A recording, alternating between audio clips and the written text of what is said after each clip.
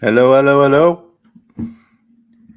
Before we kick off, guys, and before we do an actual proper intro to anybody who might be watching, I just want to play you some music that I've created as an intro. And this will normally play after the countdown, but let's hear it.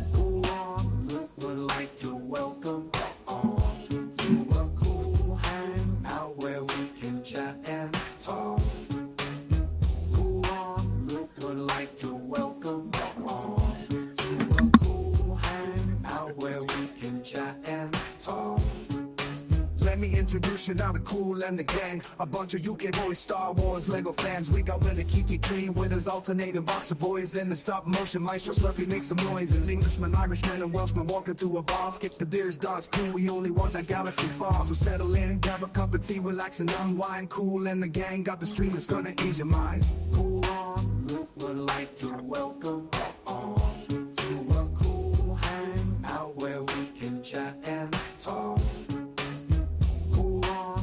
Would like to welcome on to a cool hangout where we can chat and talk.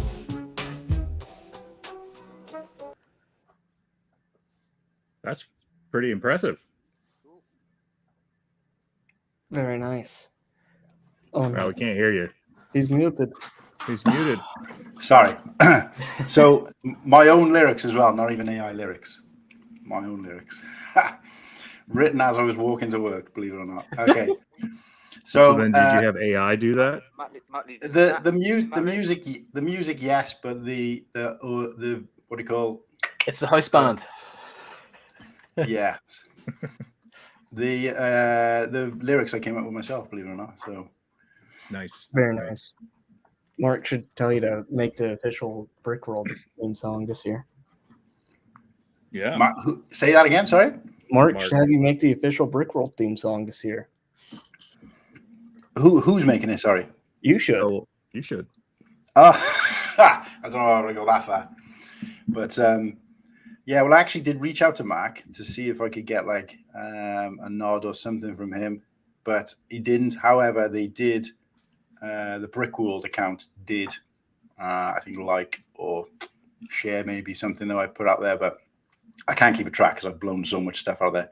So anyway, on with the show. Welcome everybody to episode 3 of Cool in the Gang or Cool Hangout. And we're calling this episode He's a Real Brickworld Shaker. Again, it's a reference to Cool Hand Luke, the movie, if you've ever seen it. So if you haven't, go and watch it. That reference may make sense. But so we're actually lucky enough to have 2 Brickworld veterans, as I want to call them, in today. Our main guest and a guest of honor, so no offense there, Ostif, but is none other than PNG Bricks. But I just want to kind of go around the panel and just kind of everybody get a chance to introduce herself to anybody who may be watching and doesn't recognize it. So I'll start obviously and go, my name's Cool Hand Luke and welcome to the channel. Who wants to go next? Well, I'm with the key. And, yeah, welcome to the channel. Go on, Slurpee. So I'm. Go ahead. You go ahead, PNG. Yeah. So PNG Bricks from America. I am Slurpee, a budding stop motion animator from the north of Ireland. I'm Austin. I am from Southeast Asia. I'm kidding. I'm also from America. Okay, so we got a Welshman, an Englishman, and an Irishman. So we are looking to recruit a Scotsman for the main panel. If anybody out there is interested, but yeah, we got 2 guys from the US of A, and obviously appreciate the fact that they've given up time, which is a middle of the day for them, effectively, even though it's the evening for us. So thanks for everybody for tuning in and welcome along to the stream. So is any of the you guys looking at chat in another screen of any kind? Yes, I got it right here. Great. Because when I'm doing some of this stuff, I may not pick up on anything. So first of all, we'll just give a quick shout out to Muttley, one of the UK boys, with the world record backlog of boxed Lego sets, and I think he's got about probably 15 copies of every set that's ever come out. Yeah, so his house is ripe for a fire. But no, I shouldn't say that, because if something happens, then I'll fire sale. It's a fire sale. Fire sale. Yeah. Yes, a fire sale. So, Muttley, if you're ever at dire straits, mate, and you want to sell some of it, then you've got plenty of people here who'll be interested. So, okay. So what we're going to do first, just to try and, I guess, a bit of an icebreaker, if you like, is we're going to talk a little bit, because I want to segue away from Brickworld a few times during the stream. I don't want it to be just Brickworld all up in your face, because I appreciate the fact there's going to be people watching this who can't go, don't have any intention of going, and maybe even don't even know what the hell we're talking about. So with that in mind, I'd just like to, do a few other Lego stroke Star Wars segments throughout the chat. So the first one we're going to talk about is the Skeleton Crew trailer, and I'm not going to risk trying to play it, mostly because I'm not technically savvy enough. But do you want to take the helm on this one, Whittaky? Because obviously you wanted this one added to the drum roll. So, what's your thoughts? Yeah, I mean, obviously, people know me. I'm a massive Star Wars fan, and I'll give everything a chance. Just wonder what everyone else thinks, because I just find beginning of it a bit too real. It's like suburbia, and Star Wars should really be like nothing like here, really. But what I thought of it, as watching it, it seemed a bit of a mix mash of like the start of it reminded me like of as if Amblin has done it. Who? Like, as in Spielberg, Amblin. Mm. Oh, Amblin, right? Okay, yeah. Because it did see, very ET-ish and that sort of thing, and then obviously later on it sort of switched, and it was like, this is more Star Wars. So it just filled and yeah, because I don't know if you can see, actually, I got this on for it. It's a mismatch of ET and Star Wars. My son got me. So it just felt like a bit of a felt like it started off like, oh, this is Spielberg, and then it seemed to go. But I'll give it a go. I mean, I'll give it a go. Well, a few people mentioned what's the bloody TV show called now? Stranger Things vibes from it, and I honestly, I got Goonies vibes from it, because it's like these kids who sort of discover this kind of hidden treasure, and some of them are a bit more daring than others, and they kind of fall, and there's a couple of traps, and then they end up finding a treasure. They even find like behind that, wasn't he? So well, they also find like a skeleton, which essentially would be the one-eyed Willy of that show. And I know that it's probably not based around this skeleton, but it's just to me, I just thought Goonies all the way. But which I'm up for it. They're only saying Stranger Things, I think, because it's for kids or whatever. But They're probably just saying it because of the flashlight. I think it feels more like the flashlight. Yeah. Yeah, it feels more like sort of like you said, Goonies, sort of ET, the beginning of it, and then I think it did sort of change to more like, oh, this feels a bit more like Star Wars. But yeah, hopefully they get off that planet after the first episode, and the fact that there's I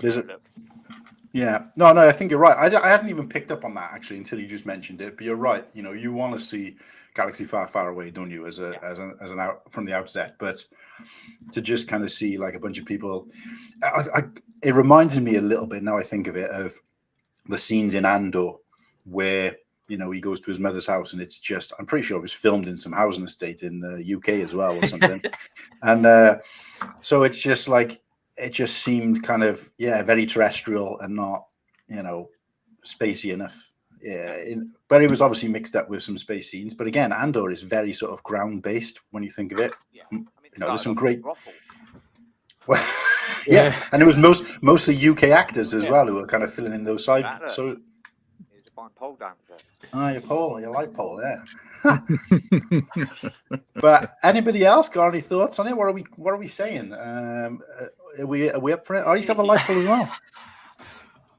This is Whip gonna have out to your be crazy. lampposts. Nice. I haven't seen any of the footage except like the leaked images. So Oh, you didn't get a chance to watch the trailer? no, I said I was gonna, and then it's like I didn't have time. So we spoiled it for you then, mate. Sorry. Does everyone else can hear me? Matty said my mic volume is low. That's because It's a little low, but he made me. I can hear you. I did make him wear it because I was getting a bit of feedback. But if you want to whip them off, the headphones, I mean, now, whip off the headphones and try it and see, because it might just be me that's hearing it. But I'll give it a go. If not, I'll put them back on. He's itching to wear that. He's itching to wear that pork pie hat. See, sorry, go ahead, PNG. No, Right, it's all so good. can you hear Neto now? Yes, but Can it's you hear Neto? muffled. It's very loud. Very loud. Oh, now it's very loud. Oh, right.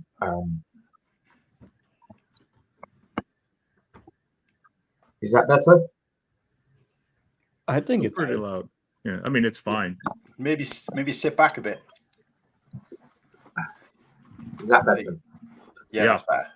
Yeah. Oh, good. Right. Yeah. Move Okay. away from the camera. You may break it. Yeah. Is anybody else getting any kind of feedback or? I mean, if you're getting feedback, I'll put them back on. But I think can it's hear. fine. I can hear a It's little. particular to me, yeah. I think can. it's fine. I can still hear something. See, I can still hear. Like every time I talk, I can hear. Back. Hey, look, I'll leave it up to you, mate. At the end of the day, the other guys aren't affected by it, so we'll see how it goes. And also, Gotta love technology when it works. When it works. how about So Muttley in the chat? Is it better, Muttley, for you? Or?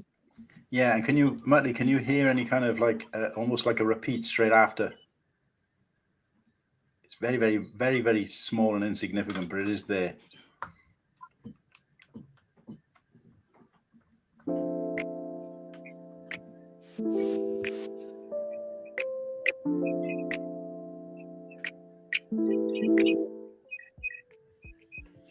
So to jump on the skeleton crew thing, I kind of agree that there's a mishmash of Stranger Things and Goonies going on. Mhm. It seems like I kind of like it. It's different. I like that they've tried to incorporate some of the like outside world that we're all used to. Sometimes they push it a little too hard, I think. But why the hell are we seeing all these Jedi all of a sudden? Yeah, did they all die during Order 66 or like? Yeah, they didn't. They all 90%. die, and then they weren't wiped out by Vader. So, Which what, did they just go into cryo or something? No, dude, they just went and hit underwater for a little bit. Right? Yeah. Jedi respawn. What it is. They had respawn points across the galaxy. My view on that is that I feel like I don't know whether I'd say they push it on us, but I feel like they can't have a show without at least a little bit of Jedi in there, and Andor was the only show really that never ever had any sort of Jedi or Force power apparent in it, and I think that did really well, but it wasn't for everybody. So I don't know, I feel like they got this kind of, there's almost like an unseen pressure there to add some of that in, and I don't think it was required. I mean, the guy's clearly in the room with him, so why did he need to get the keys to float across? Do you know what I mean? It seemed, I mean, obviously I'm reading that from the trailer. It might not even be him they're talking to, for all we know, but yeah, I don't know, it just seemed a bit cliche and pointless, if I'm honest. But yeah, I mean, I think that character by Jude Law, I mean, there was no hint when they were talking about this show of him being a Jedi. and then he was supposed to be like a pirate or something, or a scavenger initially. So someone was just like, no, we need more Jedi. Whereas I mean, I see where you're coming from, because I remember is it Ben saying like, "Oh, there's only one," but obviously Yoda said there is another, which is Leia. Yeah. But the thing is, I am old school, and if I watch Star Wars, I do want to see Jedi and sabers and stuff. So I'm okay with that. What I want to see is like the lightsaber battles that the Acolyte had, honestly. I don't watch Acolyte. And you haven't watched it, Asif? No, I maybe watched like the first episode, like 20 minutes of it, and I'm like, So here's the gist. okay, Watch episode 2, 4, 5, the end of 7, and then 8. Yeah, let's start from the beginning. miss out 3. 5. Yeah, just 7 and 3 are the same episode. Okay. So, apart from in third, you got the menu. Yeah, I was really only watching it for Daphne King, honestly. yeah. Crimson Toaster was happening, mate. But yeah, I like that they're trying to go outside the box, outside of the typical things. Like, I was a little disappointed in Acolyte because I thought it'd be more High Republic stuff from the beginning, but it's more 100 years or so before Palpatine shows up. Yeah. So, but I don't know about you, Whittaky, but when Plague's just like put his hands out there, I mean, What? Plagueis is that? Yep. Oh, Uh-huh. man. Oh, I no. must admit, the first time I watched it, I must have blinked because I missed it. Yeah, I watched it twice, and I'm like, both times I got like goosebumps. Like, this is going to be awesome if they use him. But I was like, what's he just sat in the cave all the time? He's just in the back Yeah. watching. He's playing hollow chess. Oh, Stiff, normally I would apologize, but I think there's like, what do they call it? Statute of limitations on these things. No, dude. It's been long I haven't enough. watched it either. Don't worry. Look, the Yeah, only show I really care about is Dexter, and I've seen that like 50 times. So at this point, anything just trickles down. And if it tickles my fancy, I'll give it a little dabble. But there was no dabble for me with Acolyte. So you guys talk all you want. All I know is Tyler's obsessed with that one dude with the helmet. I was quite surprised actually that he liked it. I mean, Don't forget, he thinks Clone Wars the movie is better than Empire, so I was quite surprised. Yeah, that's sacrilegious, that is. What, the Clone Wars movie? Yeah, So good. That's one of my earliest memories. the cartoon or the second stop one? it. The cartoon. The cartoon, yeah, he puts it above Empire. Yeah, it's not bad. It's not better than Empire. Let's be fair, though. Oh no. I don't think anything's better than Empire. No, I don't like Clone Wars film. Oh, let's not start this. The war will be all going. We will do a quick round the table, and we won't do a top 5 because we'll be here all night. But we'll do number 1. And if you got 2 at number 1, then obviously say 2. But I'm going in number 1, and it's a bit of a hot take, but hopefully most people agree. Rogue One is my favorite Star Wars movie. Yes. I'll give you that because Red, my where's top the is close at? Empire, but very close behind is Rogue One. What did you say your first was? Sorry, Martin. Oh, it's Empire. Empire, right? Yeah, because I'm like the granddad here for you lot. I was like 8 when Star Wars came out, so I was at the right age. So Empire will always be my favorite. PNG, what are you going for? Did you say? So Empire, with Rogue One, pretty much with Whittaky, like right behind it, and it's probably because it was the first movie my parents ever took me to, when it came out, and I still remember like going there and like being like, whoa, so just more of a sentimental thing than anything. But if I was born after Empire, I would probably still rank it there. Just a great, like, it's an all-rounder, isn't it? Yeah. Has a bit of everything. Stiff, what are you going for, mate? My number one is going to be Revenge of the Sith. Just very similar to PNG. That's the first ever movie I saw in theaters. And my dad took me.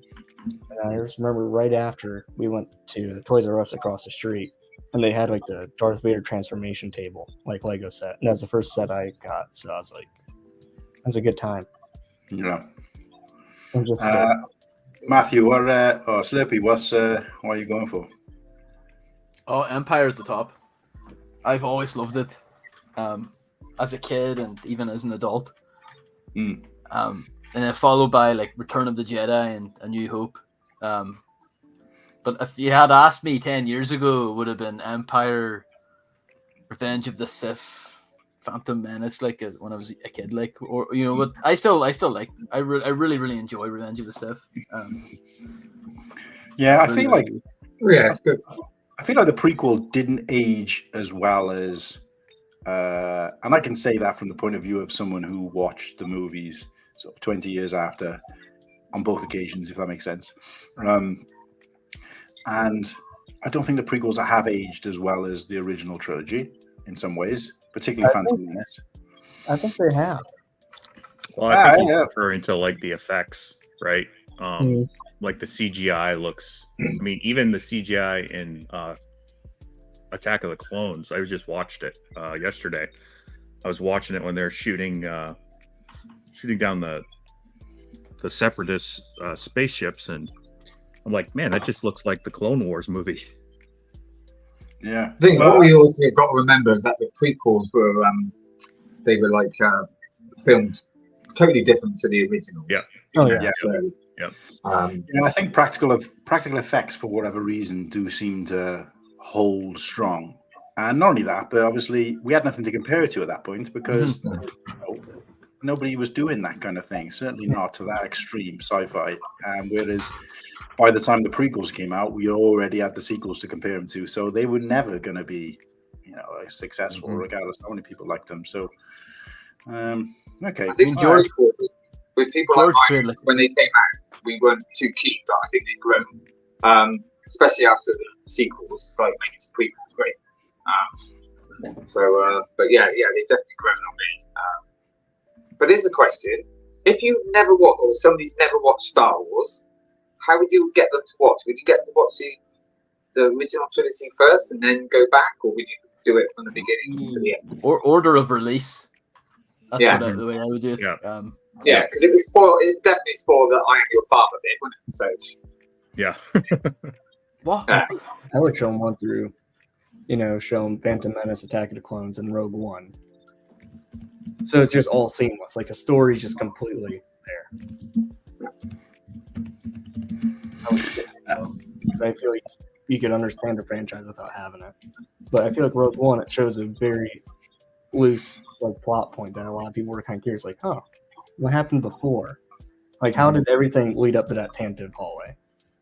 Yeah. And I do love the way that you can actually turn it off and go straight into Star Wars. Yeah. Yeah. I've recently done that, so.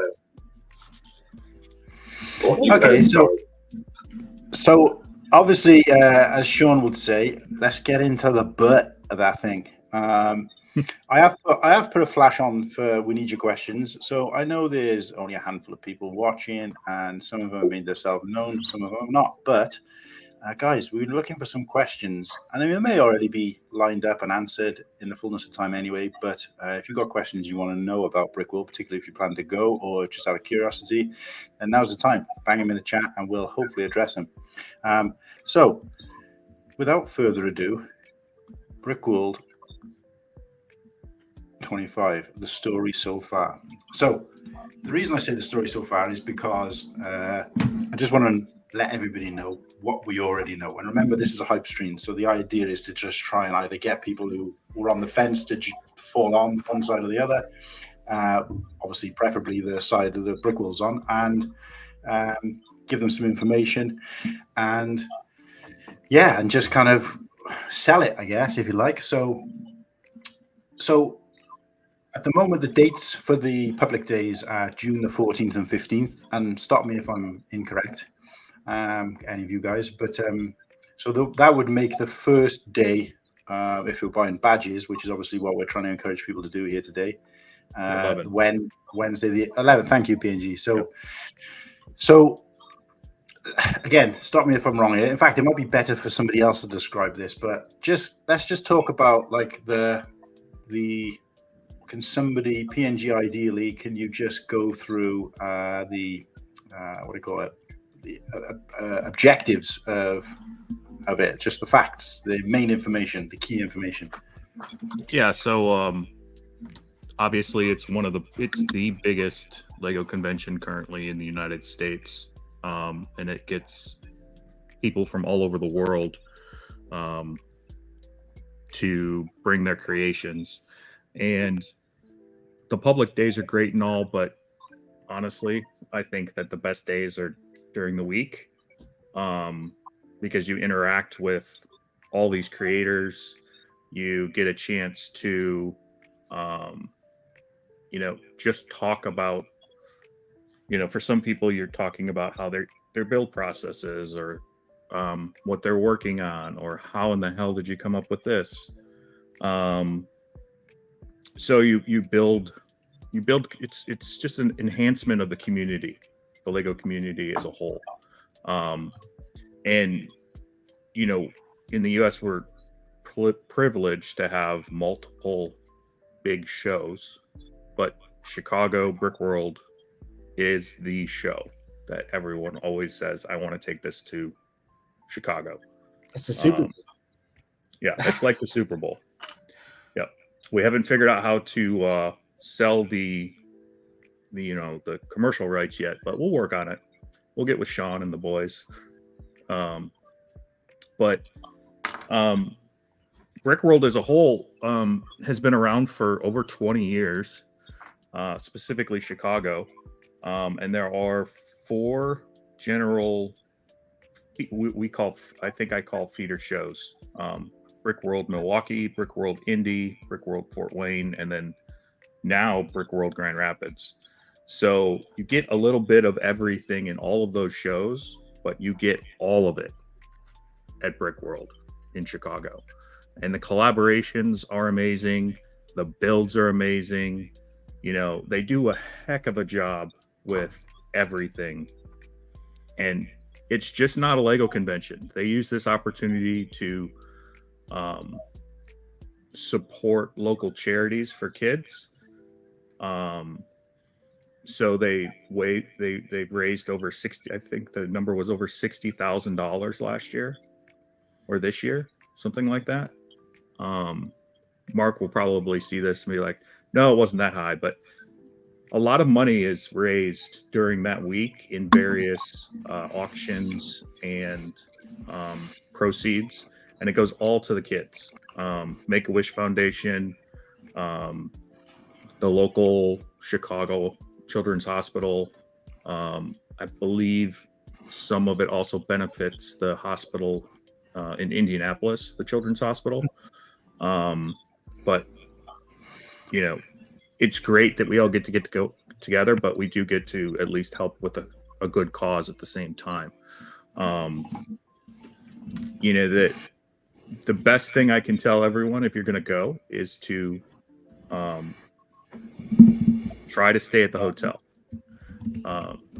because once the showing hours and the building hours are over, that's when everything, like, you really build your community and interact with people that you may not either know, or you've talked to them online, or you've seen them in a chat on one of your shows that you like to follow, and then you just build on that and get hyped for the next year.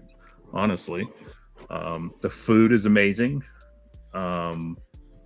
There's plenty of options there. There's plenty of hotels around as well, but like, if you can stay at the Renaissance, it's highly worth it.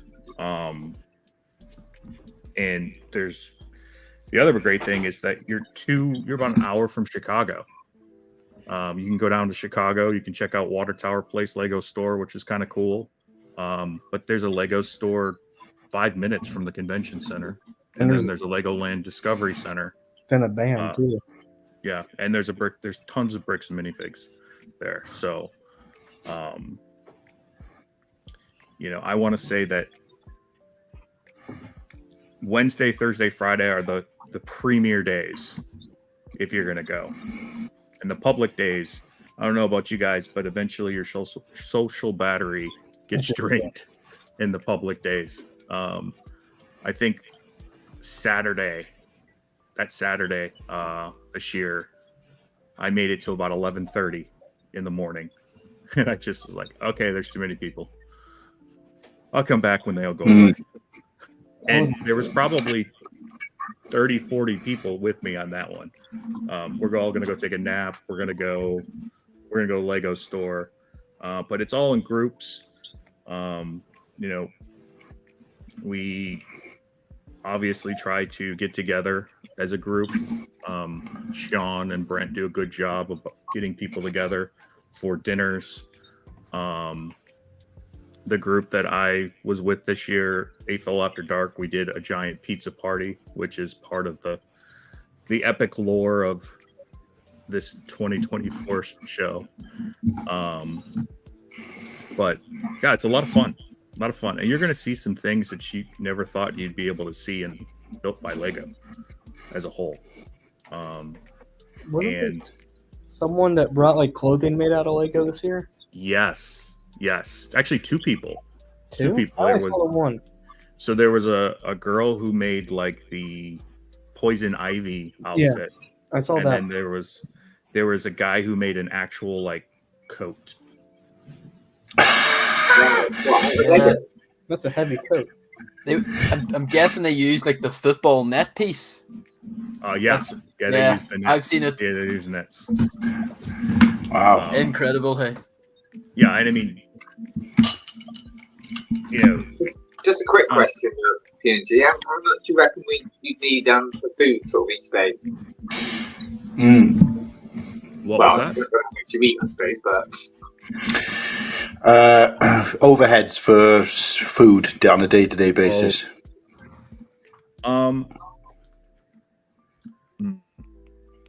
Depends I mean, on I think you're looking at about what, Austin, $50 a day, well, $60 a day. I only eat once a day, so I eat just. I mean, ultimately, I think everyone really does only eat once a day there because you're so busy throughout the day, and you really don't want to leave the convention without like a group of people. Like, Yeah. I would say, well, Chicago food's pretty expensive. Not gonna lie, just because of the 10% increase. But I would say, as long as you have about like 40 to 60 per day.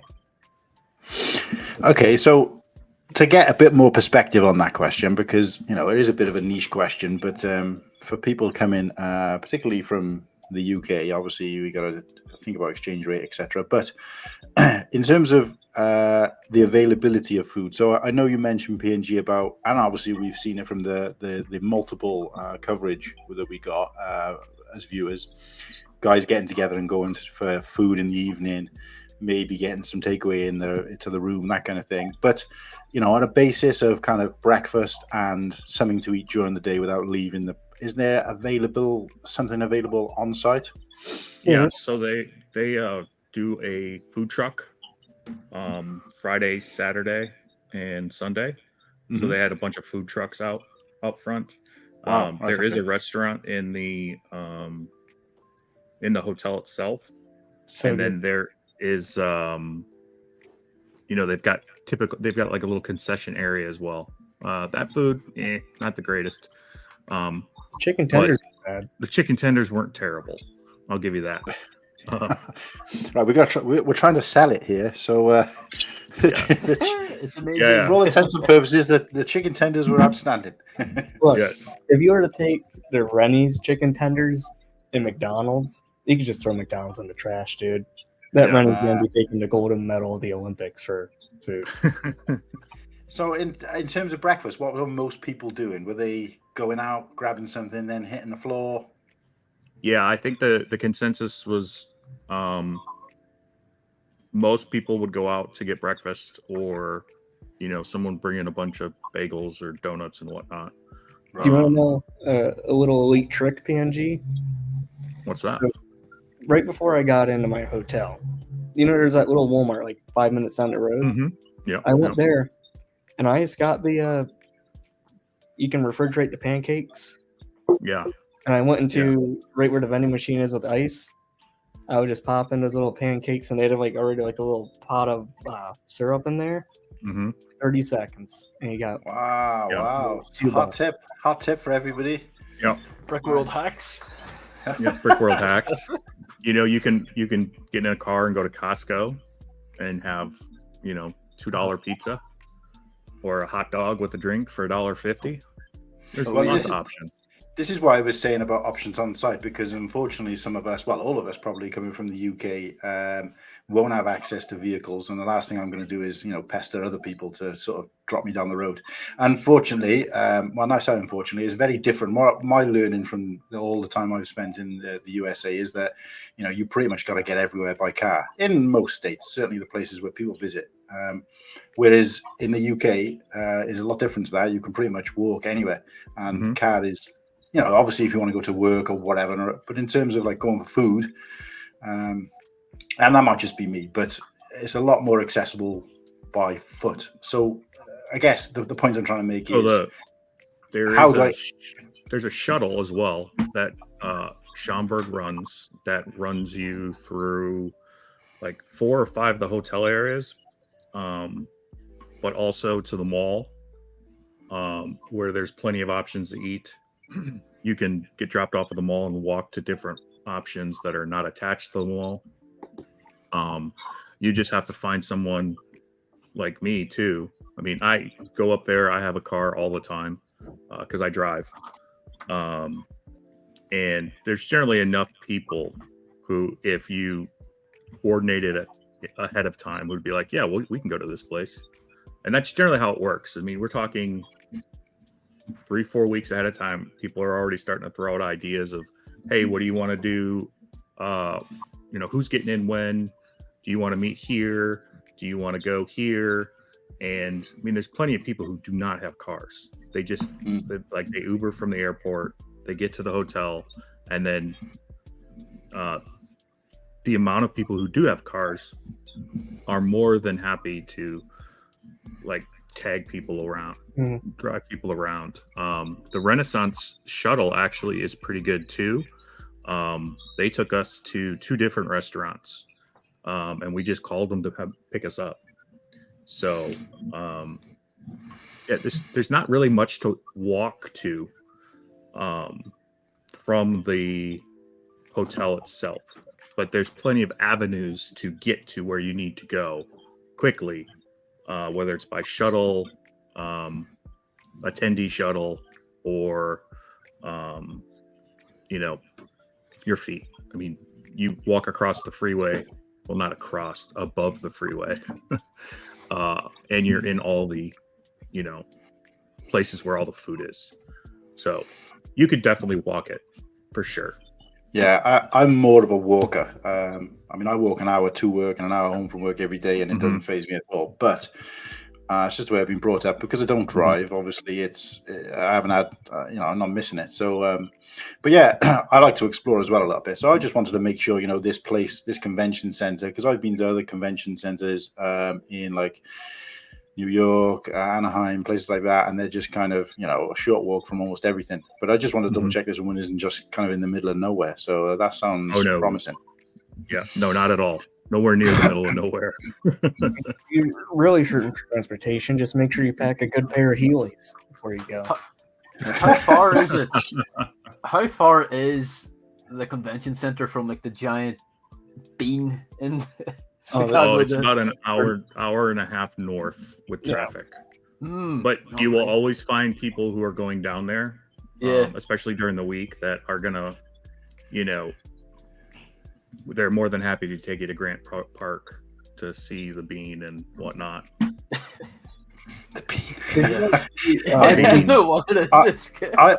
I've been banned from visiting anything of note, apart from obviously food establishments and Brickworld and Lego, etc., from my fiance, because she's a bit disappointed that we couldn't go together.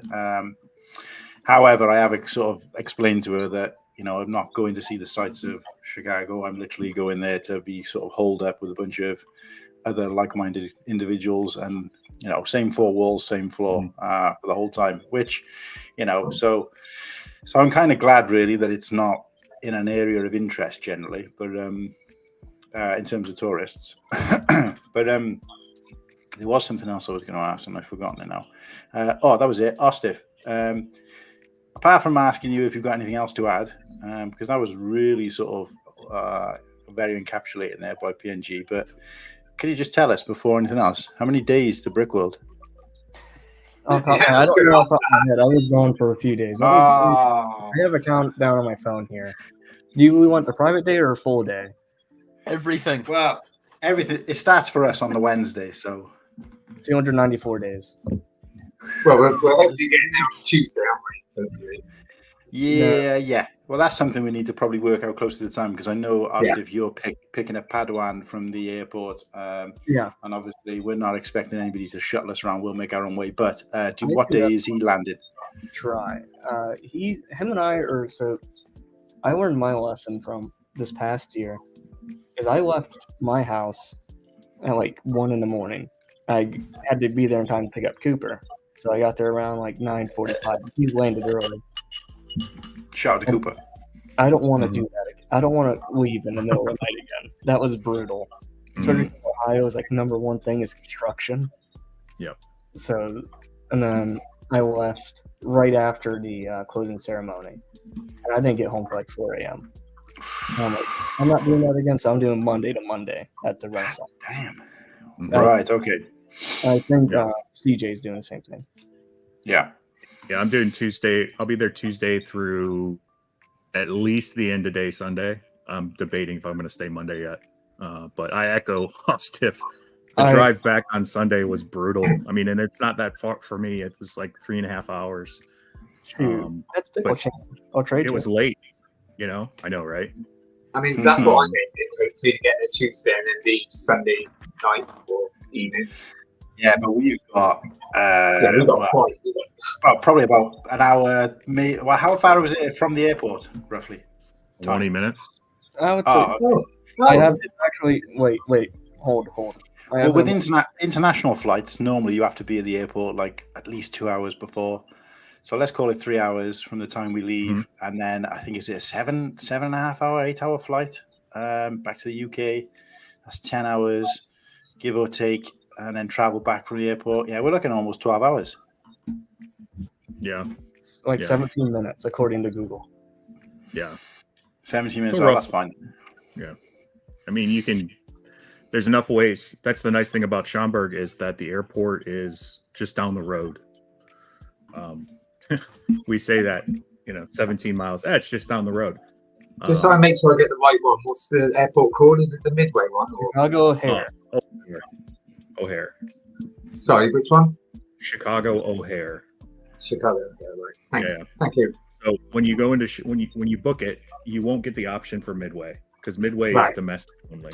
So if you end up in a different airport, Whittaky, I commend you. Yeah. I read it down. Yeah, well, we're obviously we've got all that to come, but I think we do need to kind of make a decision as to. I think the arrival day is fine. I'm happy getting there Tuesday, but I can get you cool on. Say again, sorry. I'll pick you up. Me and Padawan will come snag you. Oh, bless well, hey, look, I do appreciate that, mate, but that's not what I was getting at, really. As much, it was more a case of whether to leave Sunday or not. I know Matt Whittaky said we talked offline, and he said about leaving Sunday, but I'm just based on the streams I was watching. Everybody was kind of living off 3 or 4 hours sleep and junk food and interacting all day. So by the 5 days of interacting, it's particularly because the last 2 days are public, so quite overwhelming in themselves. And then obviously having to do 12 hours of traveling at the end of the day. And we lose the time as well because we're traveling back. So well, I don't know about you, cool hand, but I'll be asleep on the plane, I'll tell you that. Yeah, well, if I'm talking to you, mate, you definitely will be. Whenever I leave, I'm normally asleep before the plane goes off. Yeah, look, yeah, okay. Well, we can chat about that offline. I guess that's not for anybody else to. But I just, I'm just thinking if I'm absolutely battered, and these guys obviously, are kind of dreading the idea of last time where they had to travel sort of 4 or 5 hours, and we're going to triple that. So, so I don't know. Yeah, I think it's to be honest with you, with driving, it's I think a lot more exhausting, honestly, because by the time we leave, it's 5:30, 6 o'clock, so we're gonna be driving in the dark the entire time for the most part. Yeah, that's a good point. We're not doing anything, are we? So, you guys will be on a plane. They'll be serving you drinks. I will, and it's free drinks on international flights as well, isn't it? I believe so. Is it? Depends. Ooh. Yeah, buddy. Not Well, those every kind time of I've- For a long time. I had to actually buy a passport because I didn't have one. That's I had traveled for a while, so. Well, I have to say, now you say that, I need to check my passport because I haven't been abroad for a while. I don't know how long I've got left on it. But anyway, back to the point. I flashed up this picture. I don't know whether, because this is on the Brickworld website. I don't know. It doesn't really serve as much purpose for this chat, but I just wanted to see, is that the actual, is that Chicago's main hall there, or I don't think can so. you tell? No, because the back wall of Chicago, it's gray, isn't it? Or unless I'm Yeah, the back wall's gray. That might be Grand Rapids. yeah. But I mean, that is huge. That's huge. Yeah. Huge. Huge. Yeah, I would say that take that space that you're seeing right there and double it. It's girthy. Really? Mad. Oh, Yeah. Fabio Bricks in the chat. Girthy. It's a girthy boy. It's a girthy boy. Yep. Let's have a look. The whole convention. Sorry if we've ignored the chat for a second there, guys. I'm keeping an eye on it. Cool. Fabu, how are we doing, mate? Fabu, any questions for the guys? Has Fabu appeared in any of these Brick Worlds? I can't put a face to his name, but I definitely know the name. I don't think Fabu was there. I don't think he was there this year. If he was, Either way, Yeah. Either way, Fabu, we obviously all know your name, and don't think I know your face. But either way, any questions for the guys in terms of Brickworld, and are you thinking of going? But either way, thanks for riding with us, mate. I appreciate you spending the time to pop in. And anybody else who's out there in the chat, because it says we got 8 viewers, but so far not as many comments. So let me know, guys. We'll give you a shout out. I have a question for Austin, actually. Oh boy. Obviously, I'm really looking forward to going next year. It's your first year, wasn't it? It's a good time. And to me now, it's like, and I've said this before, it's like 30% going to see the Lego, but now it's like 70% of meeting everybody. And I wondered if that's how you felt that. Was it great? Yeah, like for me, I was in the same boat like this last year. Like I love Lego as much as the next dude here. Yeah. But when I was there, like I could give 2 craps about the Lego. I just want to meet everyone because like we're in this community. At the point, I was talking to everyone almost every day for like 2 years. It seems such a lovely community, and it's just that's what I'm really looking forward to. And just the Lego around was just like another Added bonus. Yeah. Like, Yeah. half the time, really, like right this year, because like when you walked into the convention center to the right, you had the little influencer alley, was it? Mm-hmm. Yeah. And I was just kind of like up on that riser in like a chair all the way to the right, just because it was just like there you could just See everything. If you want to know the power move, just thought about it. If you're in that position where I was, just bring a pair of binoculars. You can just see everything. You don't even have to move. But honestly,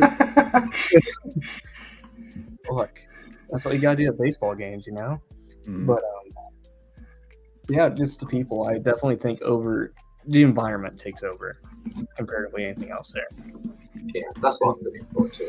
There'd be times where me, Sean, like the entire crew there, PNG was hanging out with us for a while here and there. There was one morning, me, Sean, Brent, and Nicole. Cooper, Tyler. I think Ryan went up to bed at that point, but it was like 6:30 a.m. when we were all walking back our room, and we were like, oh yeah, "Oh, that was a late night for I think everybody that night. That was my median, my average every night." And I'd be right down at the convention hall at 8 o'clock. But the good thing is that you just went up the lift or stairs. Yeah. So That's Yep.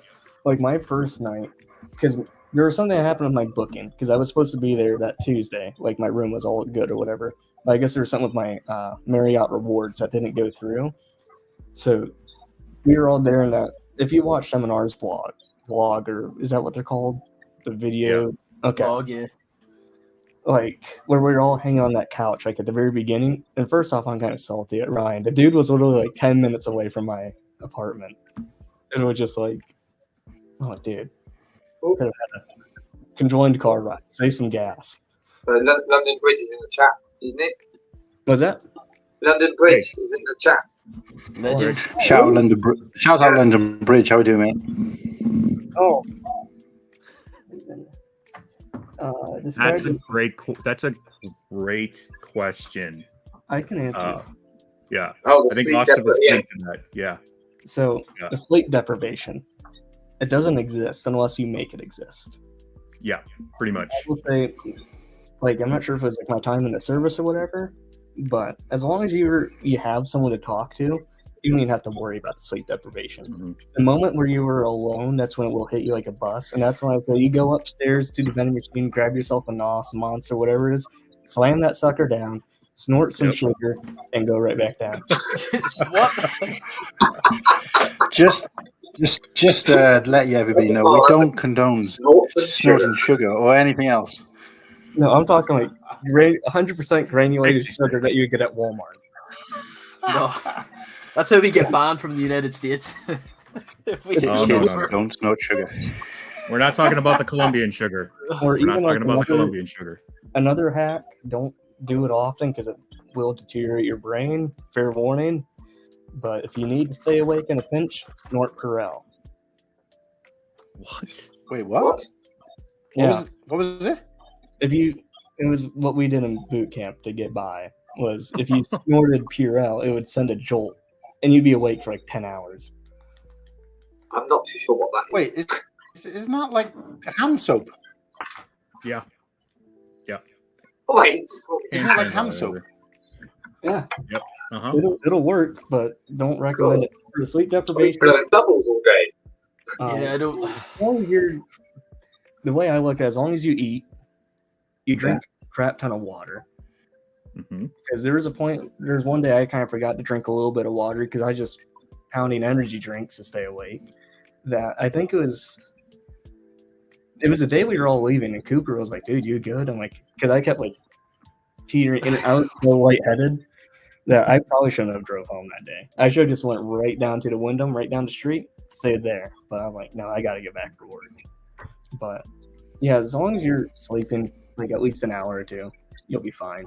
Because it's not like you're exerting a lot of it. You're not like running like a marathon or something. Yeah. I mean, sleep deprivation is not too bad. You really don't think about it while you're there. Yeah, I would echo those comments by Ostef is that you don't really notice that you're tired when you're around a bunch of people. It's when you snort smashed up Skittles. Smashed up Skittles, they were. Man, you couldn't smash them, Fabu. You'd have to actually put them in a blender and hit frappe. Oh my god, that would be painful. any children watching this, please don't do this. Yeah, we don't recommend anything. I told you so. I'll take the blame. While we're highlighting the chat, guys, Muttley has said, unfortunately, no Brickworld for him this year, and maybe 2026. So, Muttley, hopefully you'll have at least a panel of 5 people this time next year to tell you how good 25 was. So, be great to see you there, though, if you can. London Bridge Bricks. So, Greg, I just want to give a quick shout out and a thank you. I know you mentioned me a couple of times in your stream the other day, and I actually clipped that and put it on mine. So hopefully you don't mind me hijacking you and shouting you out. One of the beasts in the game. Anybody who doesn't already follow London Bridge Bricks, please go ahead and do. I dare say anybody here will already be. But yeah, great guy. And it's nice to see someone from the UK who's obviously representing. But yeah, and so he's got a question for the panel. Describe to the chat sleep deprivation and why it doesn't matter because you're so hyped to be there. And I know, PNG, you started kind of answering this question, but I kind of want to highlight that question just because for me, I think my concern was more, about like, I'm from what I've seen, I was worried that by going to sleep I was going to miss something. So it was like this whole FOMO thing. So not so much the sleep deprivation, but more like the deprivation of what you'll miss by going to sleep, if that makes sense. So especially when I heard Ostif saying they're walking down the corridor at 6:30 a.m. I'm thinking, I don't, you know. But if I stay up, then if I go to bed, I'm going to miss something. So, and obviously while we're on that subject, PNG, I know you took your daughter along with you as well. Yeah. Was it just your daughter? Just you and your daughter? So my wife and daughter came up Friday. So Right. for the public days. So they got up there about 5:00 Friday afternoon. So you had to keep a decent sort of clock at that after that point then anyway. I mean, she was up with me till about 2 a.m. on Friday night. Oh, We wow, were down, really? and yeah, she was sitting, you know, she's a big Lego builder, and I mean she's 11, so she's not you know,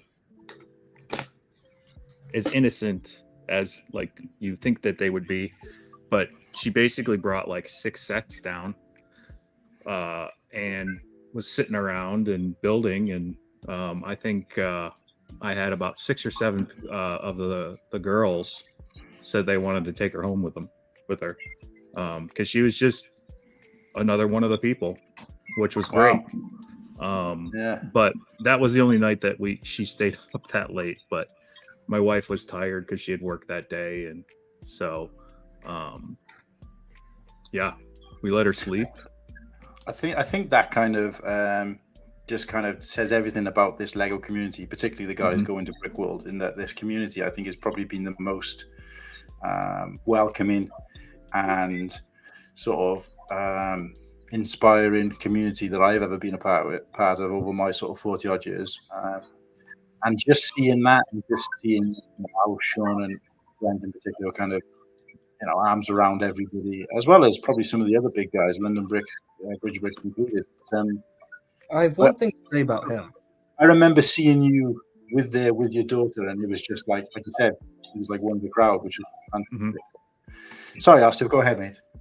Just for London Bridge, that dude is probably like my favorite highlight. Yeah, he was a fun guy. We talked, I feel like, for like 2 minutes that entire week.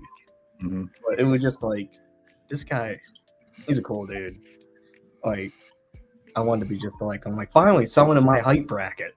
I was so, I was like, everyone here is like a giant. And here I am, like 5'4", walking around like a little Scrooge hobbit. I didn't actually know that about Greg because I've only ever sort of seen him either on a live stream or walking along the Thames. I think he was a little bit taller. He's probably, I'd say, like 5'7".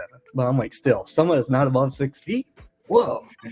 But yeah, well, apologies in advance, mate, because I'm 6'2". So yeah.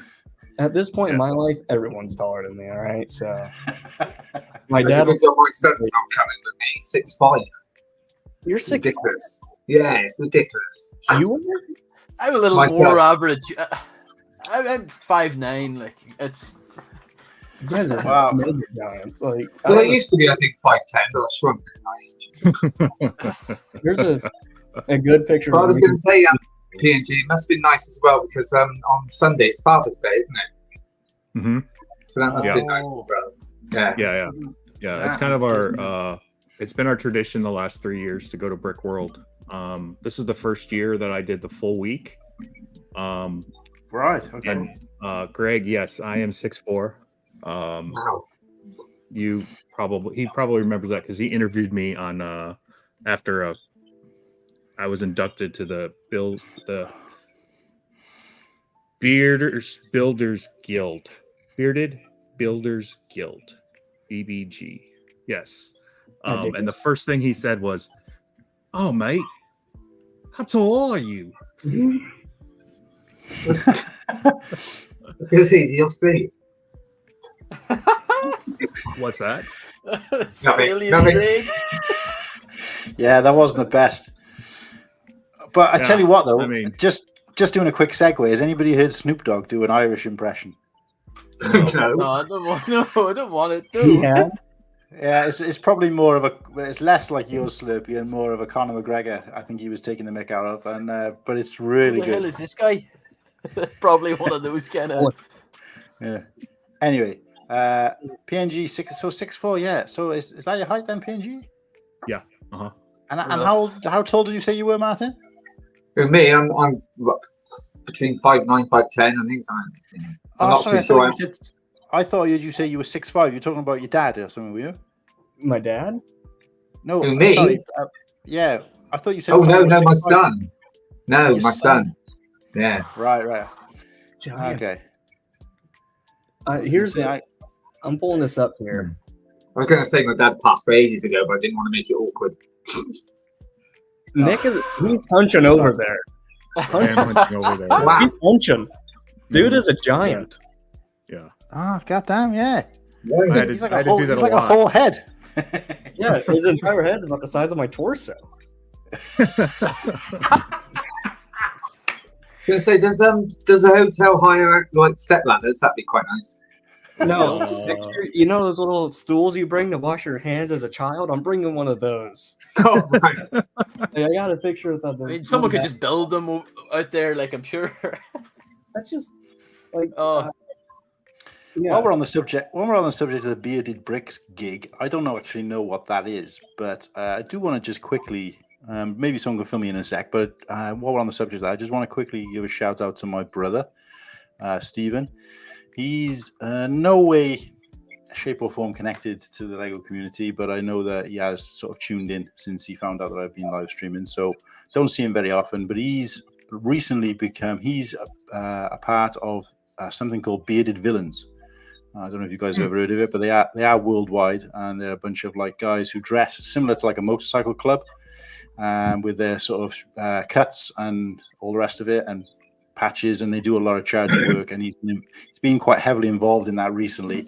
But he's also just been made the head of the Welsh chapter for the Bearded Villains, which is quite a big thing because. So I just want to give a shout out to you, Steve. Well done, mate, for your recent upgrade to head of the Welsh chapter of Bearded Villains. And anybody who doesn't know anything about the Bearded Villains, they're almost like the motorcycle club version of the 501st. It's probably the best way I can describe it for Star Wars fans. So yeah, keep a lookout for those guys. And they usually kind of rock up at charitable events and kind of do security work and that kind of thing because they're quite intimidating just to look at. But they're the nicest guys in the world, honestly. I walked into one of their events a year or so back where they were having a kind of a get together, and there's all these guys, and they were kind of like, oh Christ, here we go. The nicest guys I've ever met. I mean, I'm pretty sure they're quite handy in a fight as well, but they were, to speak to, great guys. So again, similar to the LEGO community, to bring it back around, fantastic group to be involved with. But yes, so what is this Bearded Brick thing then? So it's something that was formed by Cody Otley. He's the guy who he also owns Brick. The Black brick. Stud Lake, yeah. No, it's not Stud Lake. Good old Cody. Yeah, but he started this, and his partner in the Brick Slopes community did this to kind of, like, I guess, acknowledge the builders out there who had beards. Right. And so there's a shirt that you get. There was a big ceremony, and it was completely unexpected I didn't expect to get inducted until Brick Slopes, but Wow. yeah, he just told me to be there at on Friday at 9 p.m. There was 4 of us, I believe, who got inducted, and they made a big spectacle of it, which was cool, and everybody was watching it. So it's just kind of a little nod to the builders that have beards as a whole, and you have to be nominated by either Cody or someone else. That's interesting. I'd never heard of that before. So, guys, you heard it here first, and you've got a little under a year to start growing your beards, and perhaps, if you're lucky, you may be honoured in the hallways, just like PNG currently is. So, great stuff. Nice to hear. PNG's just a legend. So, I'm going to segue just a little bit off Brickworld, and this is a bit of an IOU. Because our last stream, we should have, again, a bit of more of an icebreaker, I guess, but last stream, we were supposed to have played some stop motion, because it was one of the topics of conversation. And although it's not necessarily on topic with what we're talking about tonight, I did say I was going to play it, and I didn't, and I got scolded for it by viewers, believe it or not. So, so this is Slurpee's thing to sort of present. So I'm just going to get it lined up on screen, mate, and you can tell us, well, while I'm lining it up, do you want to tell us a little bit about the sort of stop motion scene? Well, it's kind of gone through ebbs and flows. I was talking to you earlier, but I think it kind of peaked in terms of just madness back in 2009 to 2012. And it was a lot more amateurish back then. I mean, people using like really cheap webcams, kind of the burgeoning era of the smartphone too. But I'd say it's going through ebbs and flows. It's kind of, the quality's gotten really, really good the past number of years. Some of the goats are still around too, like Cashin and Forest Fire. I remember probably the greatest. But it's something like it takes so much time to do, and I don't have as much time as I used to. I tried to do a stop motion kind of similar to this one, where it's like, Lego men interacting with other toys and stuff like that. Teddy bears, action figures, toy cars. So this was kind of like a precursor to that. And I'm still, it's been so long since I've kind of worked on it, but it's kind of my pipe dream, maybe my finale into stop motion, maybe like a kind of tie a wee knot on it, at least Lego stop motion. But okay, so now that you've said that, great little intro, but it just made me realize that I've lined up the wrong one. Oh, please change this one. So I was going to play this. I was going to play the Star Wars. Play it. Is the Star Wars one better then for you, or? I actually prefer the I know it's a little older Dodge with the Lego car. Right. Okay, well let's play this one first, because I've already got it lined up, and then you can maybe talk briefly about it afterwards. So this one's called Diwanawanga, which is obviously a reference to Bib Fortuna and Star Wars related. So can I do a final just an introduction to this one? Yeah, First go of ahead. all, it's 1 minute too long. This should have been TikToked or whatever, YouTube shorted. And at the time, this was my friend at university 4 or 5 years ago. I wouldn't say he'd seen Star Wars, but he always found Bib Fortuna to be a really goofy character, just physically, and the lack of dialogue and communication. So it kind of was an inside joke for many years. And whenever I made this, I didn't really think anyone would actually like it. And my friend actually voices the Stormtrooper in this. So just know it's a non-Star Wars fan voicing the Stormtrooper. I assumed it was you, but I guess no. All Irish sound the same to me. So no, all Northern Irish do at least. So probably could be the same could be said about us sheep shaggers, I guess. So there you go. So cool. Okay. Just before we start, shout out to Fit Lego Guy in the chat. Leaving. Yeah, sorry guys, I'm actually on a different screen at the moment, so I appreciate the shout out. Fit Lego Guy, thanks for heeding the call that I put out to you earlier on, mate, and I appreciate you jumping in there to see. I think I did see a comment just before I flicked off, and it said it's not on. Is it not on the cards for him this year, or might not be on the cards? Does it say? I can't see from here.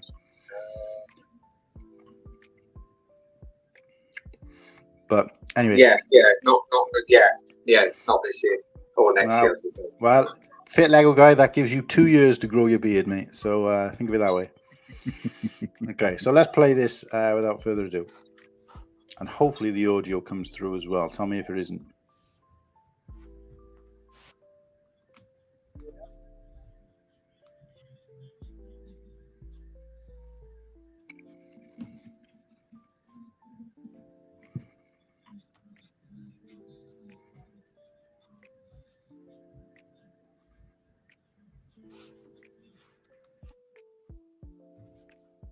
I can't hear any audio on my end.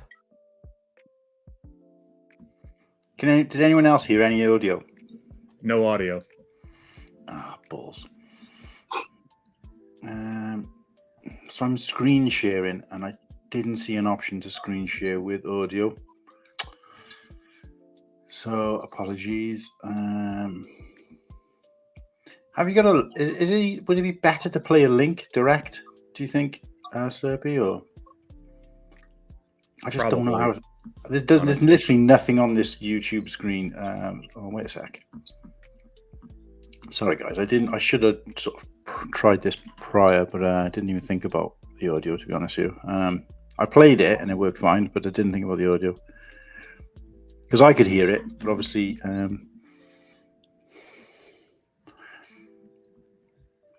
No, I don't. Now you've know. broken the internet. I now just see a picture of Slurpee there, just doing his usual thing. So, that's a shame. Librarian.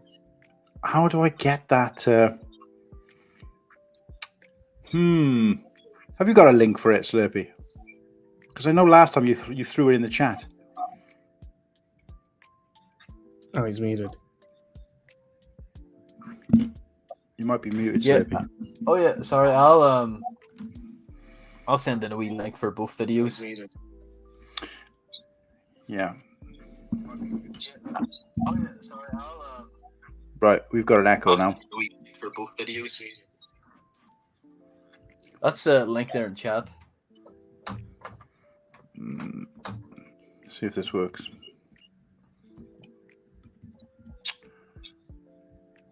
Oh, private chat. Sorry, I was looking in the actual chat. Okay, here we go. Sorry. Let's see if this. I think it's going to do the same thing.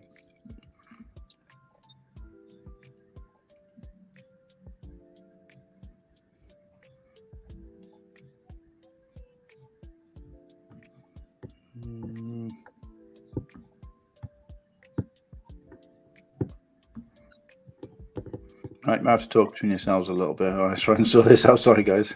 Oh, I just saw. Right, okay. When I went to screen share, then there was something to click audio, and I didn't click it. Right. So, Well, not to change the topic, but I unfortunately do have to head out, sadly. all Well, right, you have I'll to stay do that. there. Because you said 15 minutes, so it's not basically it's an hour. Almost 15 I know, minutes. you guys so- got lucky. I have to be at the doctor here in 20. Ooh. Yes. So it was great chatting with everyone. It was great meeting you face to face, Slurpee and Whittaky. Yeah, Likewise. great to see you. Thank you Yeah. for having Ostif, yeah, really appreciate your time, Ostif. Thanks, mate. And we'll Anytime, obviously man. be in touch. Yeah. Take You care. guys all have my line. Thank you so much. Peace. Take care. Anybody in the chat still throw some dubs in there for Ostif? He's a good guy. I know he had some things arranged for today, which were far more important than this. So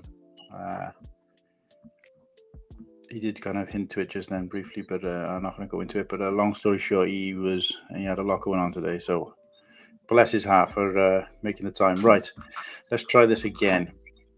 And this time I'm going to try to click that button. Present with audio.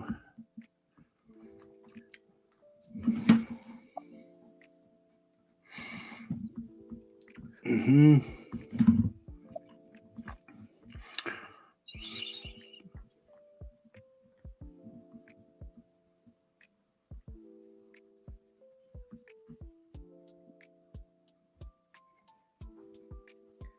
I think your PNG's muted. Yeah, I think so. Oh, yep. Sorry. We're all waiting in big anticipation for the clip. Yeah, yeah. I've really set Slurpee up here now, so it better be good. Better be. Did you not bet me? Look for the share audio checkbox on the next window. Follow these steps to share a video with audio. Why is that not doing that then? Gotta love Google. Also share tab audio. So what time is it over there at PNG? Where you are? Currently it is 4:47 p.m. So I think we're 5 hours behind you. 7 hours behind? Yeah. 7 hours? Yes, it's 9:47 here. Oh yeah, no, it's 5. So it's 4:47 here.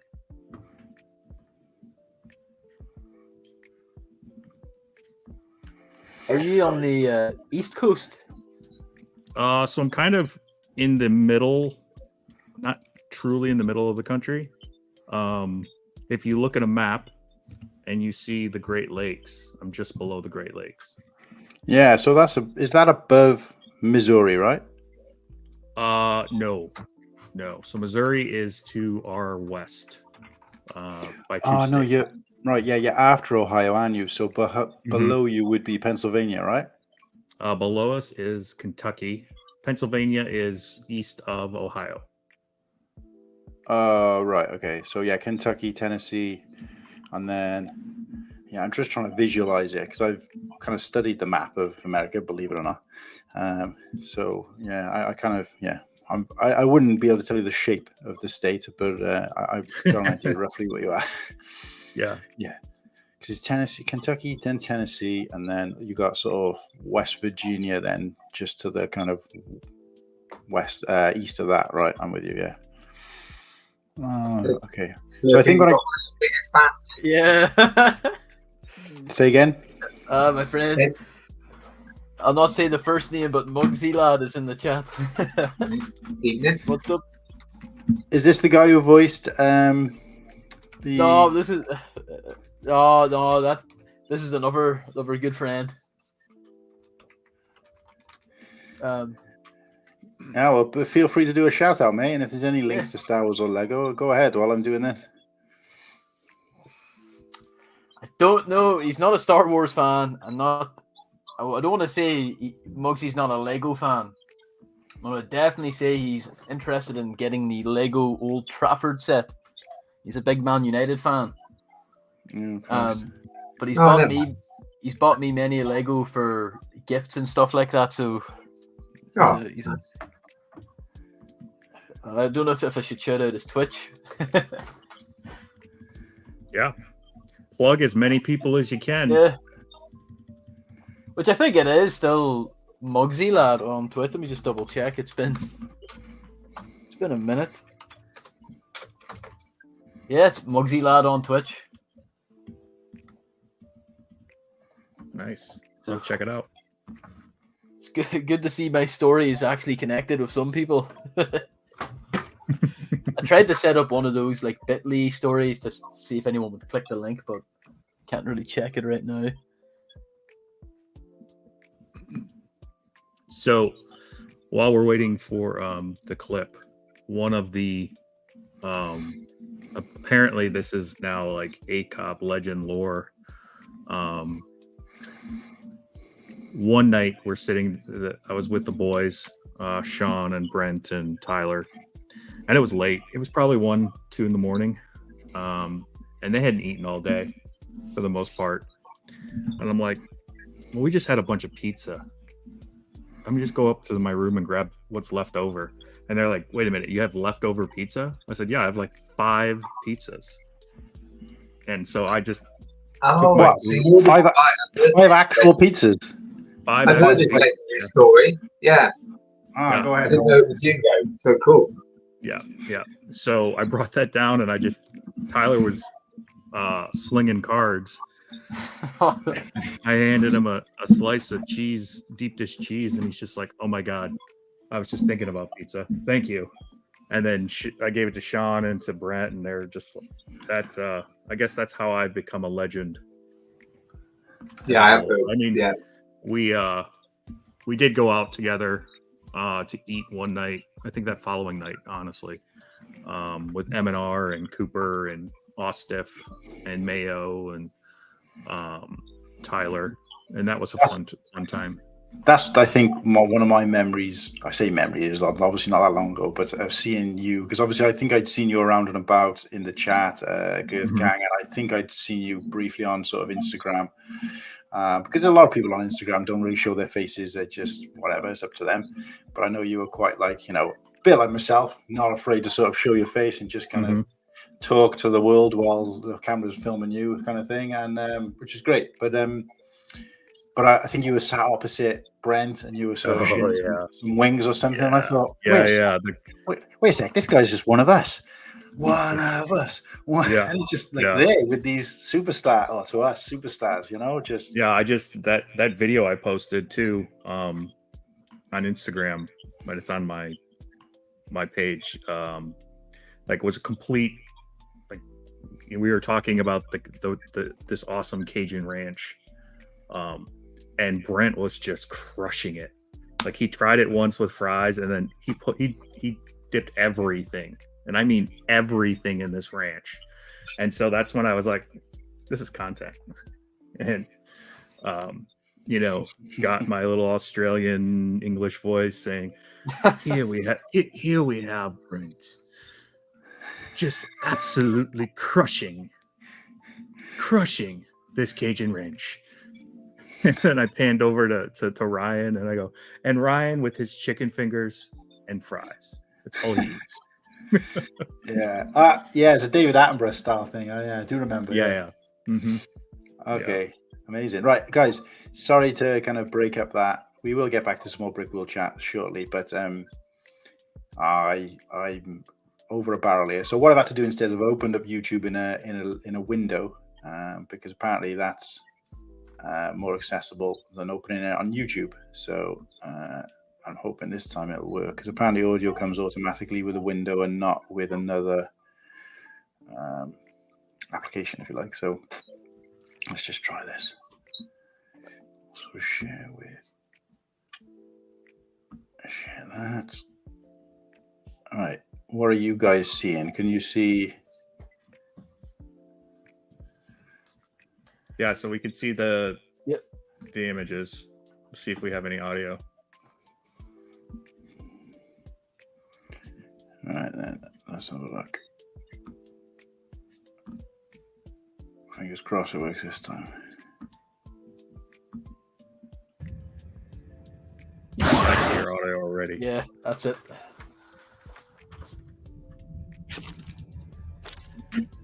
You have to adjust your own volume, sorry guys, because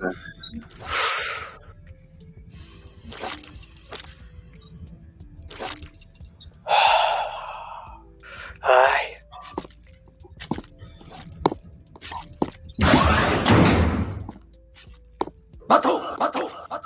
Huh?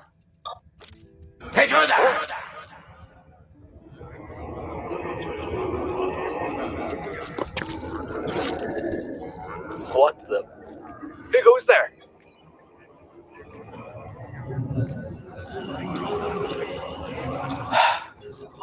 Show yourself. No.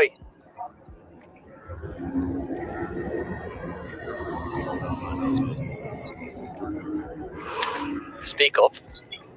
Or else.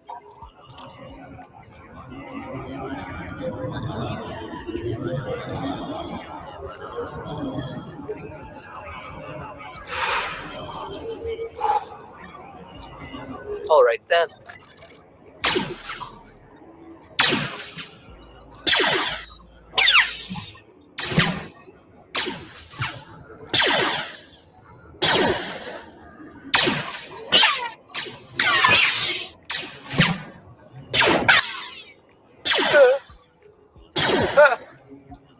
What?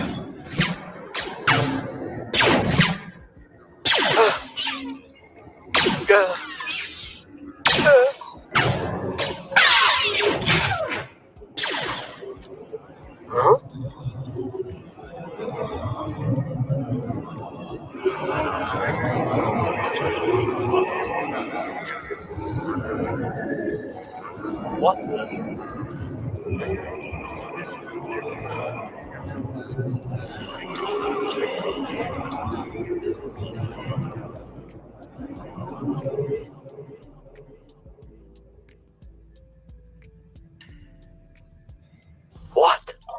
What are you?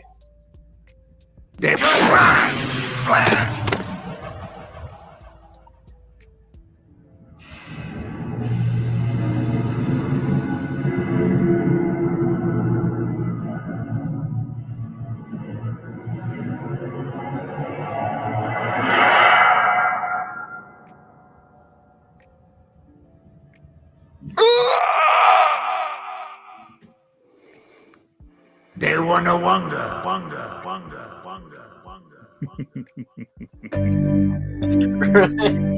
Stop. Very trippy. I would like to say it was nice to see a stormtrooper actually hitting on target. Yeah. I was going to say, that's the most accurate stormtrooper I've ever seen.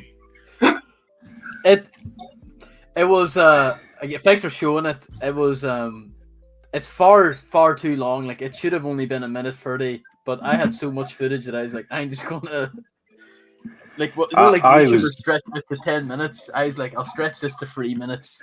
But No, I was really impressed by it. Like, I attend a movie festival every year locally, and there's all sorts in there, and there are some stop motions in there, but I gotta say, mate, that is a million times better than almost any other stop motion I've seen. It helps it's on brand because it's Star Wars, and obviously I just had that kind of haunting but also sort of comedy type feel to it, with him just kind of huffing and stuff.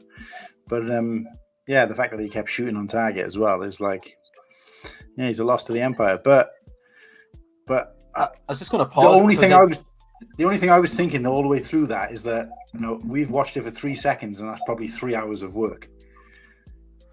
I mean, it did take a while. The bit that took the longest, and it's a bit that I think isn't that great, is him walking with the walls going away behind him, like the perspective. That took hours to do. That might have had to be at least 4 or 5 hours, because it took a day and it took a late night and the next morning to do it. And whatever way I shot it in the morning, the color was slightly off, so I had to kind of readjust that in post. But some of the shots there maybe would have taken an hour or two, like even just him checking the blaster. But what really took a lot of time was the actual cube itself, rendering it. It's not... It is a 3D cube, but it's not really. I just made something really cheap and quick in Adobe After Effects. But it took so long to do the rendering. And I should say, I do want to actually do funny enough, a sequel to The Wanawanga. But not like a, maybe more of a spiritual sequel. Because when I filmed that, I used Hasbro, the wee 4-inch vintage collection Stormtroopers. I thought it was much bigger than that, to be honest with you. I'll pause. I'll actually bring it over right now. Because I actually do have it on display.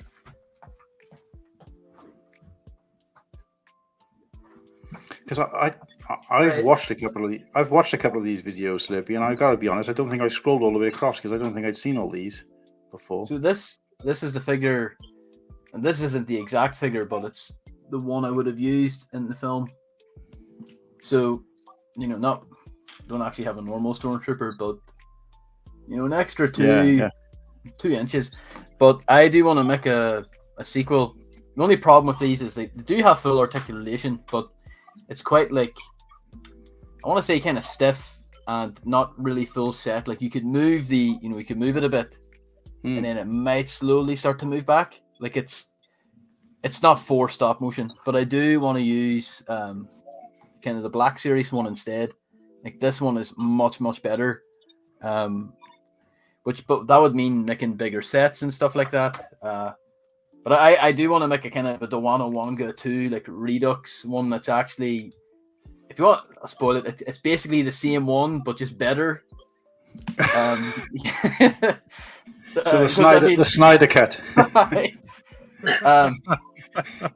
But yeah, like this guy, like is like the bigger ones are a game changer, and if I had the money, I would get like a bloody sideshow collectible and stuff like that. But again, issues, the bigger the scale, the bigger the props, and the more movements, and yeah. And have you? I know I mentioned briefly that I've gone to movie festivals where they show all kinds of stuff. Not just stop motion, but animation, everything you can think of, and a lot of it is quite obscure as well. But and in that kind of, they don't really call it obscure. They call it, what is it? When artwork is a bit random. I can't remember. Could be experimental. Yeah, like experimental type stuff. But anyway, the point I'm saying is that if I'd seen that in there, it would have been up there with some of, because that's the thing when you go to these movie festivals, you see like some, to them it's work of art, obviously, and obviously each to their own. But I've looked at it and thought, what the hell was that? I really enjoyed it. And I just wondered if you'd ever considered entering it into a film festival or anything like that. I don't know if I'd enter Dawana Wanga, maybe this second one, maybe, because I had entered stuff in before and like well received or silent, and it's actually pretty cool to like get a gauge on what people, how they react, because it's one thing seeing comments and all, which really can be really inspiring, but hearing people react to it in real time while sitting in the crowd can be like, it's actually absolutely scary, but it's a really cool kind of feeling too. Dawana Wanga, if I were to do it, it would maybe be, I'd have to cut it all the way down, and it's that old too. I don't think I would submit it. I think I sent some footage to you on Discord of, it's like an action figure, like a 1 minute one. I think it's an unlisted video, but that was kind of the realm I wanted to go down for the next stop motion, which. Sorry, Padawan, evening. Padawan's in the chat. Oh, hell yeah. Hey, Padawan. Yeah. Padawan, dubs in the chat for Padawan, guys. How are you doing, mate? What's the news? So, Slurpy, not to want to sort of cut you off there, but this is what I'll say to you. I know the guy who runs the film festival. It's called the Carmarthen Bay Film Festival. And 90% of the people who've got work in there never actually appear or show up. Sometimes I've been in the studio watching these sort of reels of films on my own. But I think the previous year just gone, they usually do about May time. I think I managed to watch 140 movies over 4 days. And they range from a minute to a feature-length movie. So obviously I was there like from 10 till 7 every day, and getting involved in all the other things in between as well, because it's like a whole festival, if you like. But not to want to go too far off the subject, but I know something like this would go down really well just from what I've seen there before. So I'll have to put you in touch with the guy and submit it. I mean, the worst that's going to happen is it's not going to make the cut. But like I said, I know the guy. I'll appreciate that. The one that, like, if I were to say a film of mine that would do,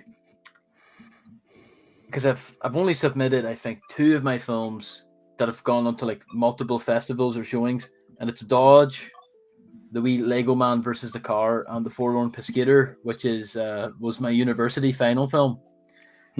Dodge is it's half a decade old, but it was the one that when I would show it, like, it would elicit like a lot of reaction, good and bad, whatever. But it would be the one that if I had to show someone, it would be that one. But I could definitely, I have a cut somewhere of Dawana Wanga that's a lot more, let's say, TikTok maybe based, like not flashy edits, but just shorter. I think it's 1:30-ish. I didn't want to upload that because I thought I'll just let everyone suffer. You're your own biggest critic at the moment. I think it was really good, and especially considering the work that went into it, I was blown away by it. So, from people looking from the outside in, I know we don't know our stuff, but I can guarantee you that was entertaining. And what I'll do is I'll keep the window open, and we'll play another one shortly to break things up again, if that's okay with you. Did you want to make reference to the fact that your mate Muggsy Lad is in the video? Who was he playing? Yeah, the Fortuna? Right, so Muggsy, well, first of all, shout out, he actually did get the Old Trafford Lego set off Bricklink, I believe. I did see, yeah. So it's good to see that he acquired his. That's a good one. But yeah, so you can't really discern who's who, but the actual cube itself, I had a lot of my friends and university colleagues like just record themselves saying Dawana Wanga, and I just listed like it was like someone overdubbing guitar, like here's 10 guitar tracks, here's 10 audio tracks of my friends, and I stretched all of them out, added reverb. So Muggsy's in there, but you don't know he's in there. You know what I mean? It's like with a million other people.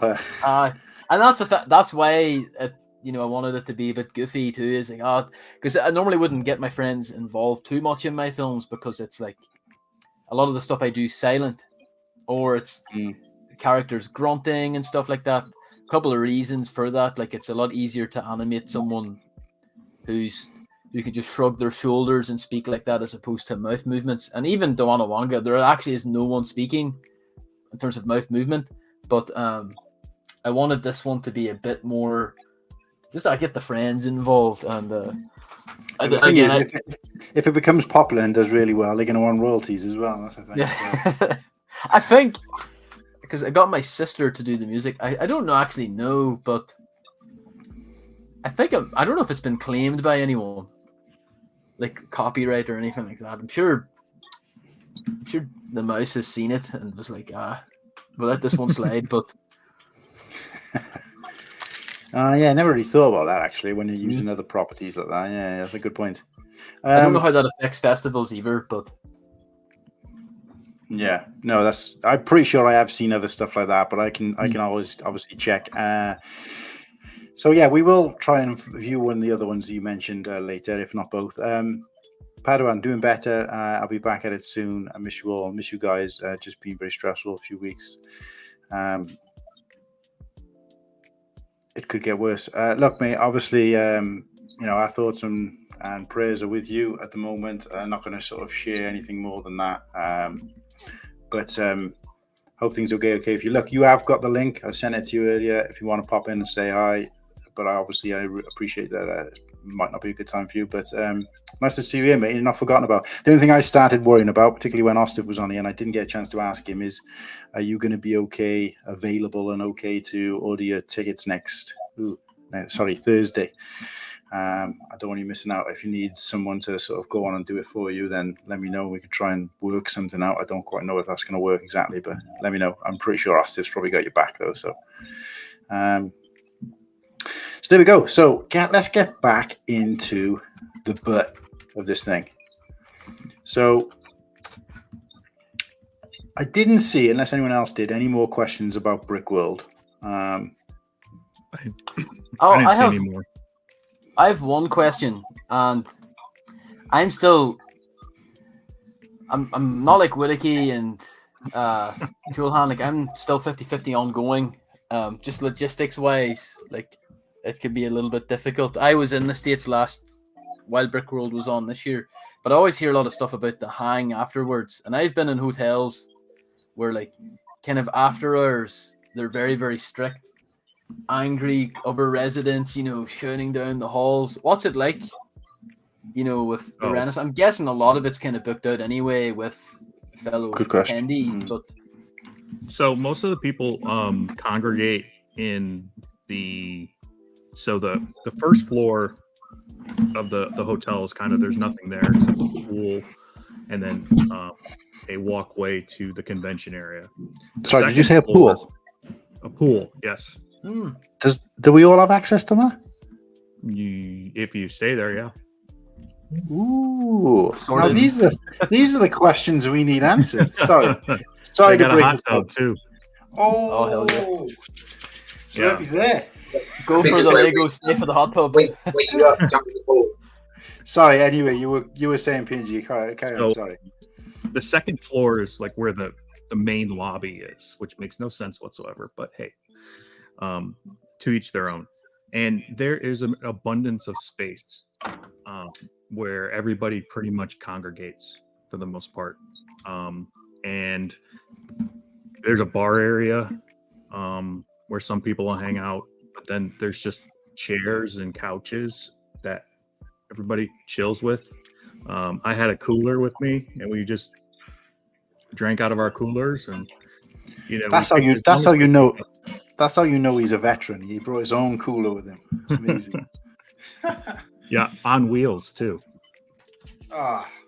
Yeah. But no, one of those. What's the brand called? Yeti. That's it. Yeah, my brother's got one. Actually, as it happens. Yeah, it's a great. It was a godsend for that, honestly. But yeah, they don't. Most people aren't really rowdy in the actual hallways, right? So everything is down in that lobby on the second floor. And Wednesday, I mean, if you have a badge, whether it's for the whole week or just the weekend, you have access to the hall 24/7. So a lot of other people who weren't in that lobby area Wednesday, and Thursday were down in the hall, just milling about, watching people set everything up. And so I don't think there was only one big incident there. And that person ended up getting banned from Brickworld and the hotel. Oh, you're muted, man. Sorry, was that the theft? The guy who stole something? So they got banned? Yeah. Mm-hmm. Yeah. But he did a couple other things too. So the theft was what they finally said, okay, you got to go. Is this someone within our community, within the community that we know of or would know of? So I don't know him.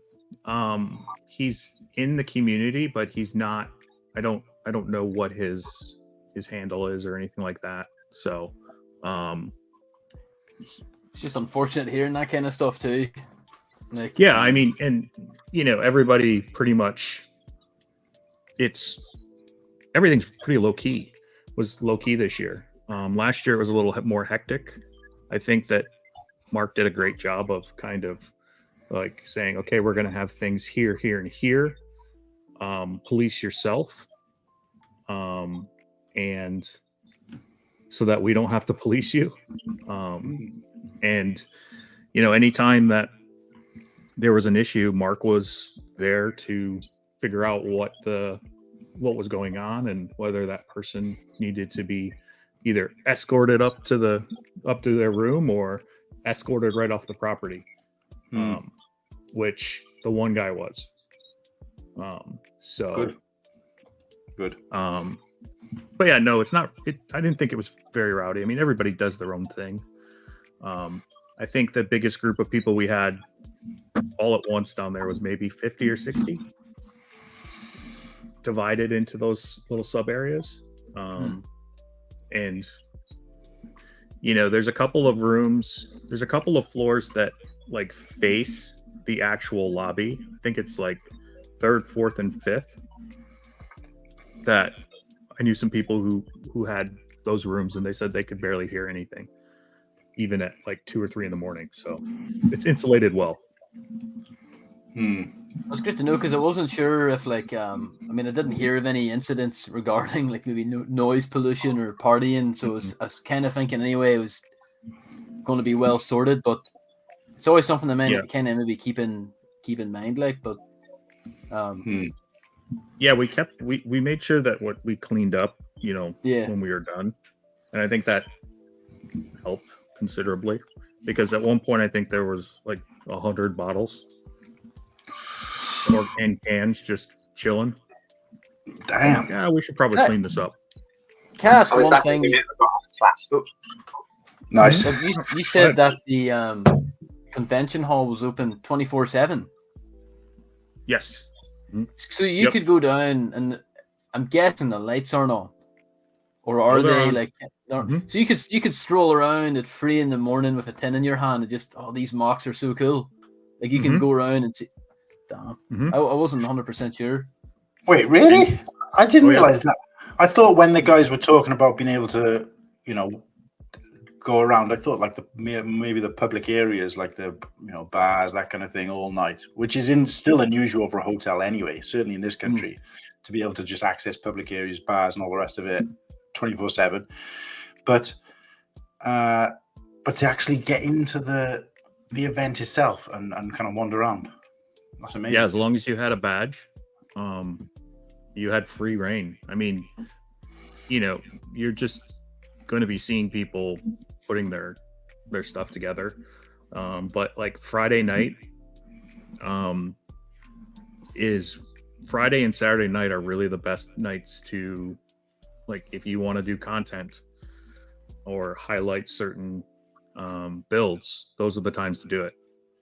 Because Is that the World of there's Color? so the World of Lights is on Saturday night, but there's a time period before that where if you had a quick bite to eat after it closed, right, the hall closed, or the public option closed for the day, which is 5 o'clock, and you decided to go in at like say 6:30, you have 2.5 hours, 3 hours to just walk around and take pictures, take videos with no public around. Right. And that's that's the nice thing about the Brickworld thing. Saturday night is also the garage sale, which can be crazy. And It's a bit of it could be hectic. yeah, so this year they ended up like divvying up time slots to people, and it was completely random. So it was 8 o'clock, 8:15, 8:30, and 8:45, and generally by 8:30, I think most of the good stuff was already gone. But when I went in at 8:45, there still were some deals to be had. Just not as many as you would hope. But on top of that, like, Tyler basically does a garage sale every night. Yeah, he's always wheeling and dealing, it seems. He's always wheeling and dealing. Yeah, like the first night, Tuesday, like he and M&R were down with Holly and whatnot, and he comes down with like 2 big crates of Lego. And he's like, all right, let's make some deals. And those were damn near empty in about 15 minutes. See, that brings... Sorry, go ahead. No, go ahead, man. It brings me nicely on to what I was going to ask next as it happens. But before I do that, I just want to give a quick shout out to Papa Rex. Sorry we missed your comment a while back there, mate. Been lurking and in work, so hopefully he's still with us, and thanks for tuning in. Padawan is he's going to be there Thursday to get it sorted, so nice to hear that, mate. Obviously we've been looking out for you, and Ostiv's going to sort the hotel, so fantastic. Nice to see you got it locked down. And my friend, hello Timmy. My friend, hello Tim. My friend Lego. Hello, how we doing? Thanks Is for this joining. Lego Timmy? This is the Lego Timmy. The illustrious Lego Timmy. This is the guy who's got like 2.5k followers from buying fake Lego or something like that. On his YouTube channel. Sorry. On his YouTube channel. This guy's a legend. Sorry, I just need to check this out. Oh, And Shai's in Shy chat. time. And he's this hell Lego yeah. Timmy's a huge fan of cats as well. He's got a few cats. Right, Lego, I'm going to Lego. subscribe now. Shy, how we doing, mate? Thanks for tuning in. I appreciate you interacting with my Instagram. It's been blowing up about this. So I appreciate you popping in and saying hello. But yeah, Shy, obviously another veteran of Brickworld Chicago in particular, as well as probably many others. Any questions or any answers, sorry, you can give that we probably, anything we haven't covered already that you feel is quite important for the guys out there? Because we've come across some really important information tonight. There's a pool you can get in after midnight, and these are the things that probably aren't covered, or maybe they are covered and we've missed them, but it's quite interesting to, when you get into the butt of this thing and start digging through the details. I think all the nuggets of information I've got from PNG he's just happened to mention while he's trying to arrive at the story he's telling. So he's like, yeah, walking past the pool. Wait, there's a pool? And like, those are the bits for me. Like, let's go back. Yeah. But no, I like, yeah. So those are the kind of bits. But I do want to talk a little bit about the yard sale again just shortly. But the other thing I do want to do is I do want to make it as 100% clear, because I think we probably should have covered this sooner. And we did have a message from our sponsor, aka our boss, in this case, ACOB, or Sean, however you want to put it. And he said his words were something along the line. Actually, I'll read his words out exactly, because I asked him if, since we're doing the official hype stream, I asked him what he wanted to cover, if anything. And sorry, give me a sec, guys. I just send in the link to, it's probably a bit late now, but Will Brick Productions was going to pop in as well and say hi, but I just missed his message, unfortunately.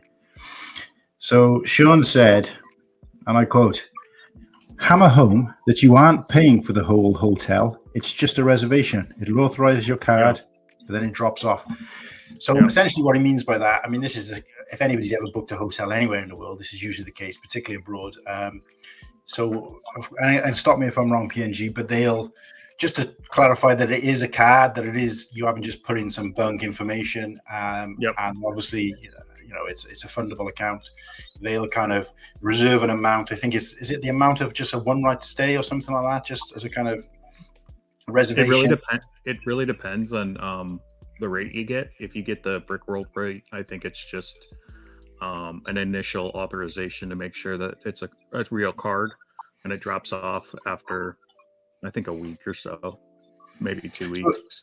So essentially what that means, and it's pending, so it doesn't really hit you. Yeah. So it won't put you guys, your balance or anything. Yeah. So if anybody out there is down to their last million and they're worried that, you know, this is going to make a dent in that, that's not the case. It'll kind of reserve an amount which you may not be able to spend, but you won't lose either. And again, like any other hotel, and this is usually in place from my belief, in case you decide when you get there, you want to trash the room, or, you know, make some snort some sugar and make a mess everywhere, or whatever it was Ostif was talking about earlier, or of course not turn up, that kind of thing, or disappear without paying, that kind of thing. So as long as you're going to act like a real AFOL, an adult fan of Lego, then there shouldn't be any issue. But the crux of that message, and the reason I think Sean asked me to mention that and hammer it home, was the fact that you're paying nothing now. You got to pay for your badge. We'll get to the point. Ask PNG just briefly how much that's going to be in a sec. But you're paying for your badge, you're reserving your hotel, and that's it for now. And then obviously, if you want to book your flights, if you're coming from the UK, any travel, food, anything like that, you worry about that as and when it's relevant to you, closer to the time.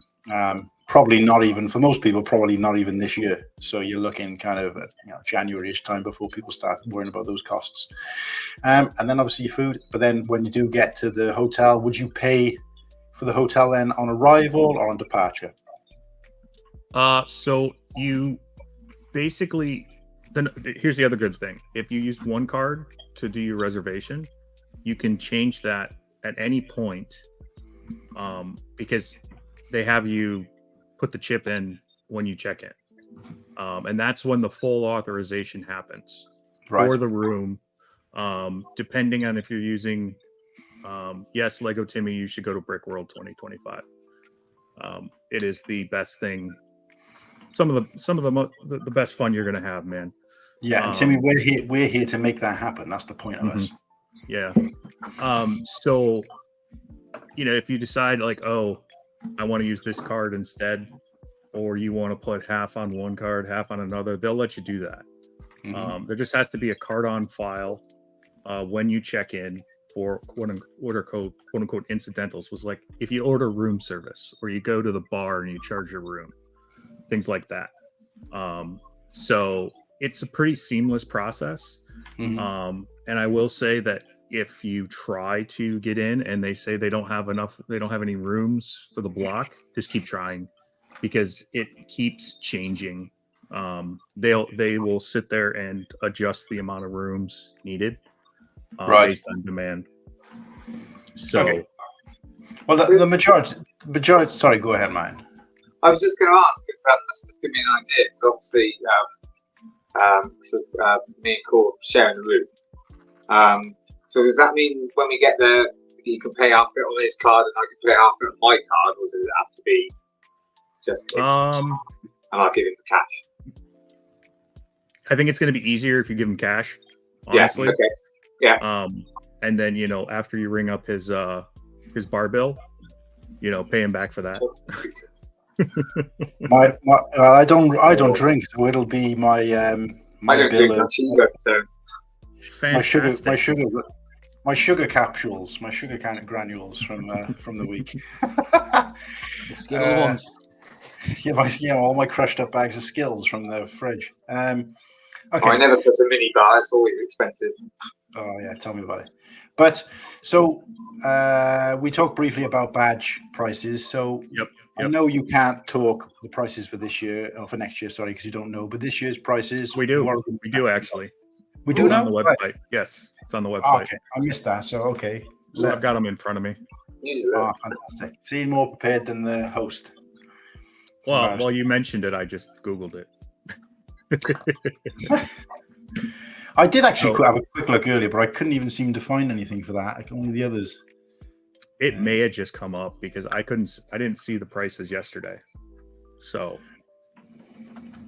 but, yeah. So let's talk about the registration opens officially on August 22nd, 2024 at 9 p.m.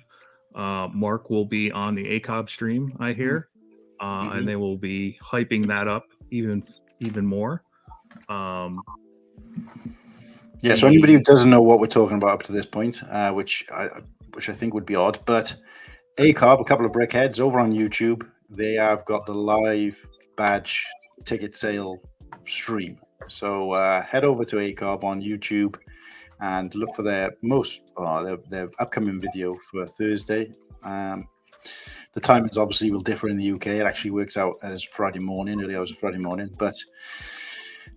So you're saying, PNG, that it's an hour into the stream they're going to be doing it roughly then, in that case?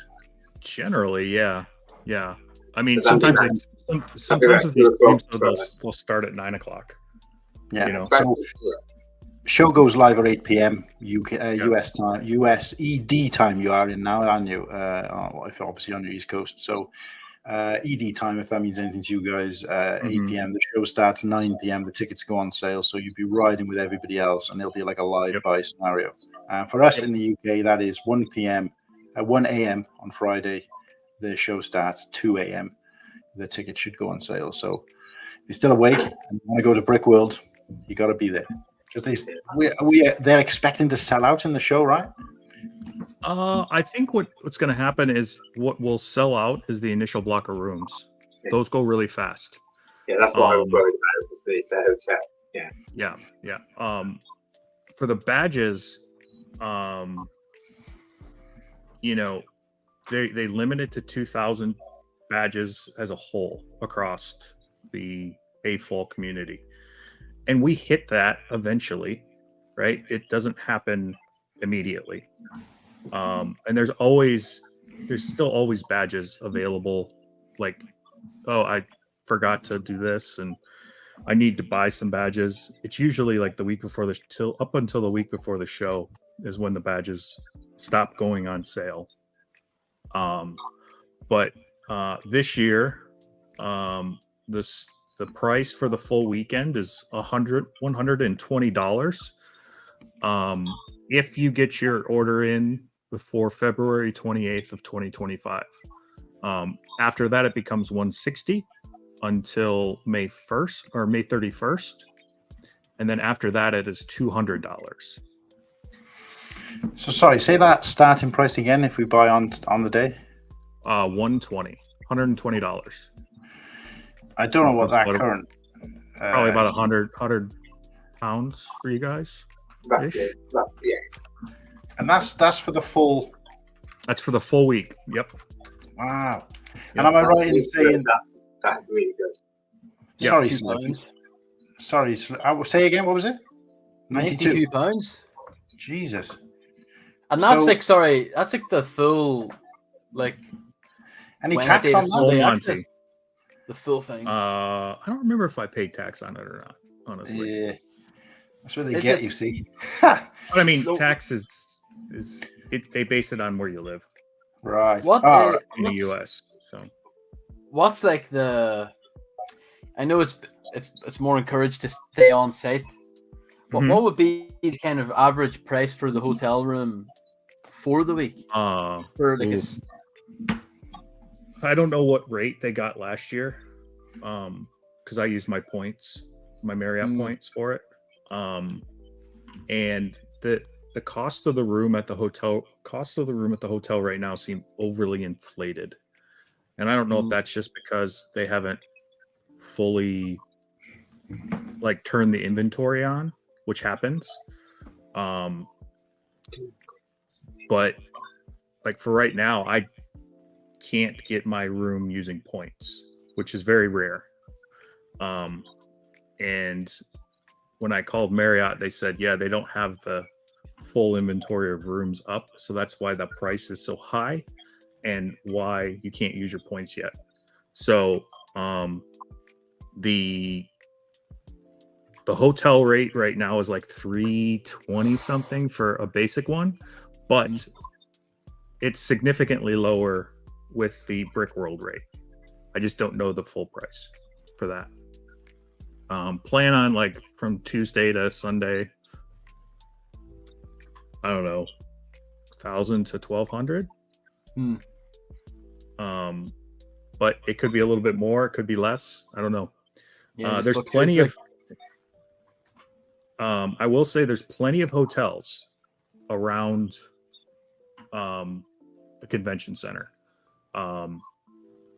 There's quite a few that you can walk to the convention center from. And then you have that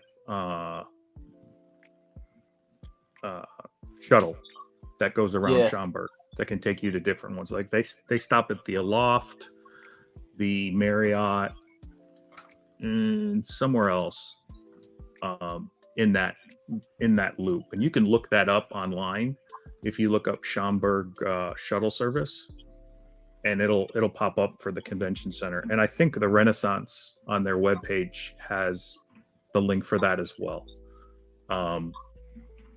But it's easy to get around. There's an Embassy Suites across the parking lot from the hotel. So it's just a 5 or 6 minute walk to that. Probably less than that, honestly. And then there's some hotels to the east. There's a bunch of hotels to the south. So if you don't get into, the Renaissance, it's not the end of the world. For you guys, you're just going to want to try to get either like that or that Embassy Suites so that you're within super walking distance to the event. If you stay in another hotel, you're still allowed to be there 24 hours. Yes, 100%. Yep. Wow. Yep. See, these are the nuggets, guys. This is where the nuggets are coming from. It's because of the Brickworld badge. Like you're allowed in and out. Yeah. But I Yes. just, Yes. these are the unanswered questions. So, briefly, just want to kind of highlight Padawan here, blowing up the chat for us and making it look more busy than it actually is. So, thanks for that, Padawan. He's going to get White Girl Wasted. For us Brits, it's only the full week that's acceptable. Yeah. Look, I know Ostif was on earlier, Padawan. I'm not sure if you were in before he signed out, but I know he's got your back there. But he did offer to come and pick me and Martin up from the airport because we're planning on arriving on the Tuesday. I know you're flying on the Monday. It's up for debate at the moment whether we're going to fly back home on the Sunday or wait till Monday. But me and Whittaky will argue about that off screen. So, but yeah, it's disgusting. but Yeah, so Ostif said he was there for a full 7 days, and he said it cost him just shy of 1K. And if that's in dollars, that's obviously a lot less in pounds. But so split that between multiple people, and it's not that bad. So what I guess he means by that, because obviously he's not splitting his food and his badge, but I think he means the hotel. I think Ostiv was on his own last year, so last Brickworld. So because I'm sure I could be wrong. I'm sure in England we pay per person, don't we? Where they pay per room. Yeah, I don't know. To be honest, all the information that PNG has given us about the booking a hotel, etc., it doesn't sound any different to anything that I've ever booked in any country. So, but obviously there are people out there who perhaps don't go on holidays to the USA, don't book, whatever.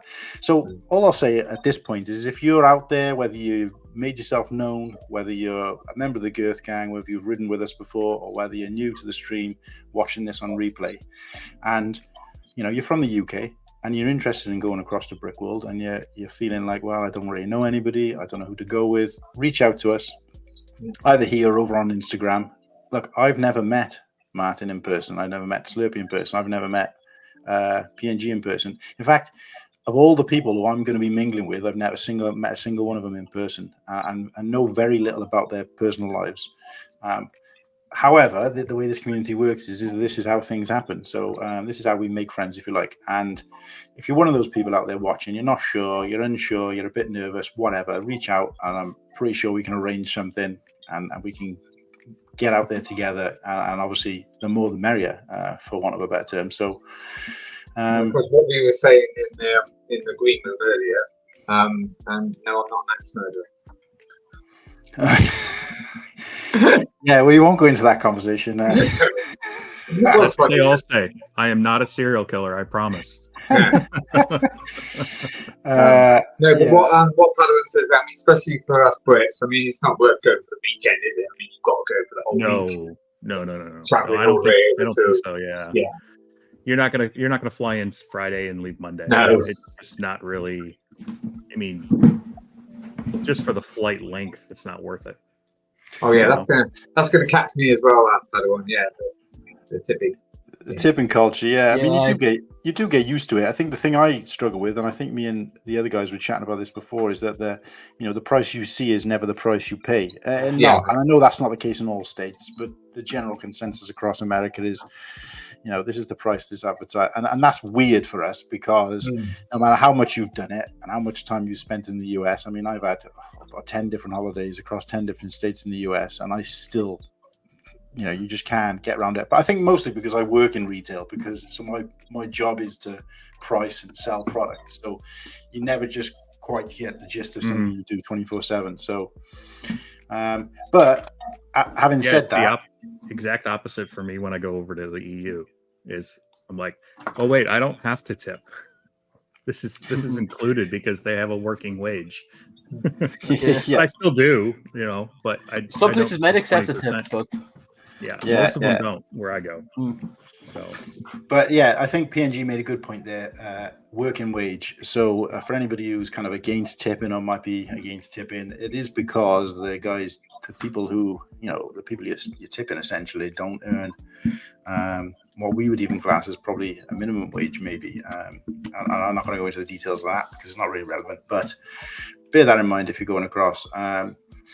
And certainly it isn't their fault. It's just, you're assimilating to their culture, not the other way around. So I have been to places before and I've been with sort of family members and friends who are kind of make it clear that they don't agree with it. And I'm like, hang about now.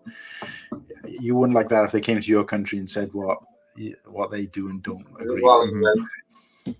So it's just the lay of the land. So you know that before you go. And if you're not happy with it, then stay away.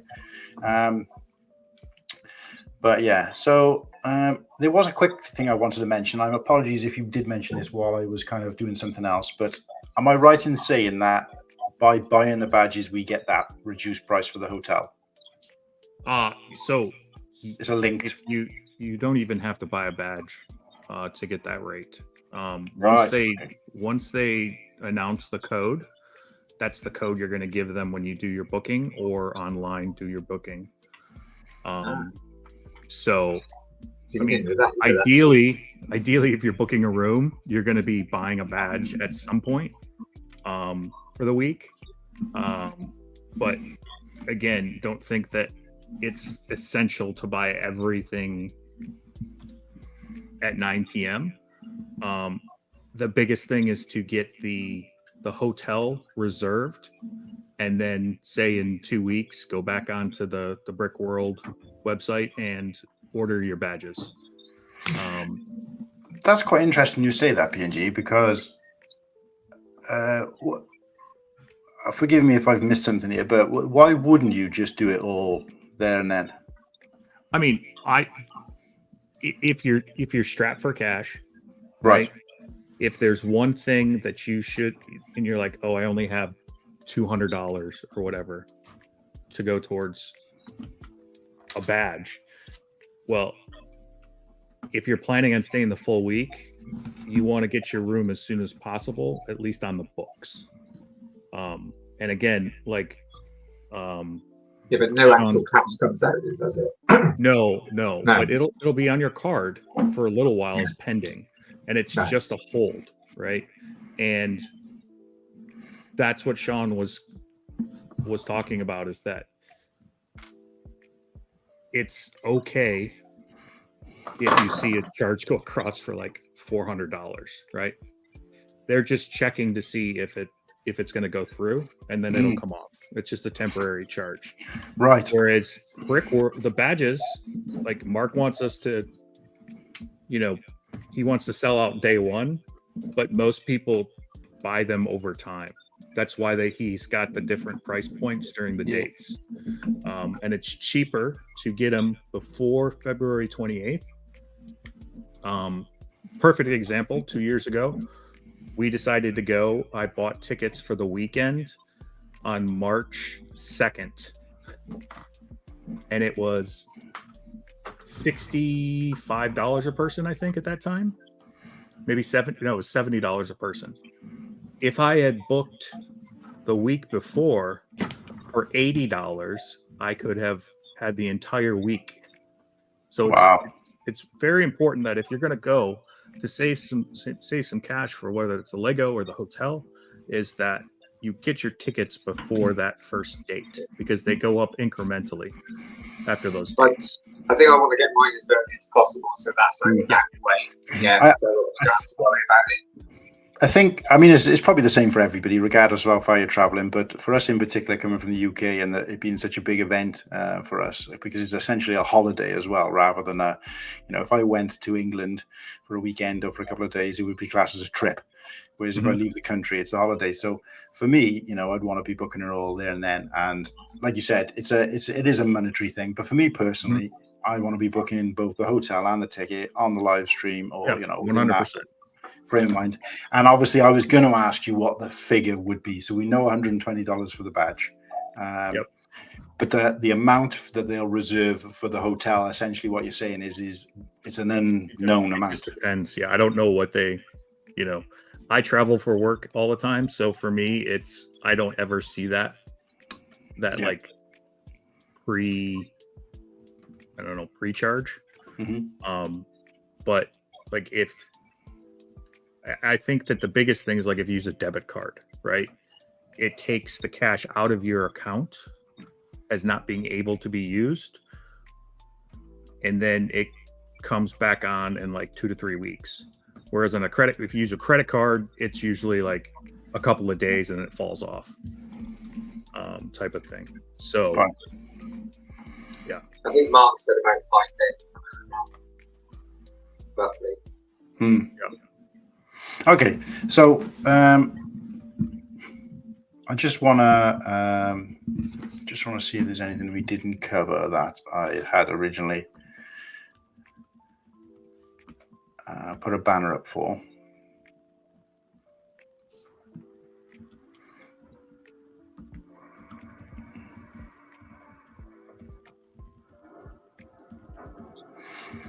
So this is just because the conversation's been a bit kind of heavy in terms of like details, figures, numbers, and how much money you're going to part with. we're going to do a quick 2-second segment on Croc Talk. Now, Oh, I'm off. so this is the point where Matt leaves. But I had a random idea, and I'm obviously this is a pitch more than anything else. And you guys tell me if you think this is interesting or not. So Brent mentioned in the last stream that they should do a weekly segment called Croc Talk, which is obviously he meant that tongue in cheek. But I was just wondering whether you think, you know, I'm taking my Crocs with me to Brickworld, and I'm going to wear them, sort of, you know, ironically, but also Keep them outside the hotel door, please. Yes. Yeah, you'll wake up and they'll be on your face, mate. Oh God! What about these? What about a pair The of like, fashion police. grey Yes. sliders, maybe? It's like, Oh, they're all right. They're okay. but Stud Sidious, this is a shout out to you, mate. I know you in charge of the merch for ACOB, but I don't know. Can we? Is it possible that we can make some? I don't know what you guys might call them in the USA. Some jizzbit. The jizzbits? little things that go in the holes. Yeah, and this is a shout out. Actually, I'll do another shout out. We'll do a shout out to my sister-in-law, my brother's wife, Becky Beans. Now, they're actually called gibbets, I think, that you attach to the Crocs. But she called them jizzbits once, and I haven't been able to stop calling them that now. So jizzbits. Looks like That's a whole, That's hilarious. new term. So the jizzbits, but I'm wondering if we can get like an ACOB jizzbit or an ACOB gibbet. Just stop saying jizzbit. Imagine if we could get an ACOB gibbet, Take those jizz bits off your croc. and everybody. Yeah, there's just jizzbits all over my cock. Cocks. Good night, everybody. And now it's officially not appropriate for children. Yes, yeah, we've lost our. We've been demonetized. Well, it's maybe 10 to 11.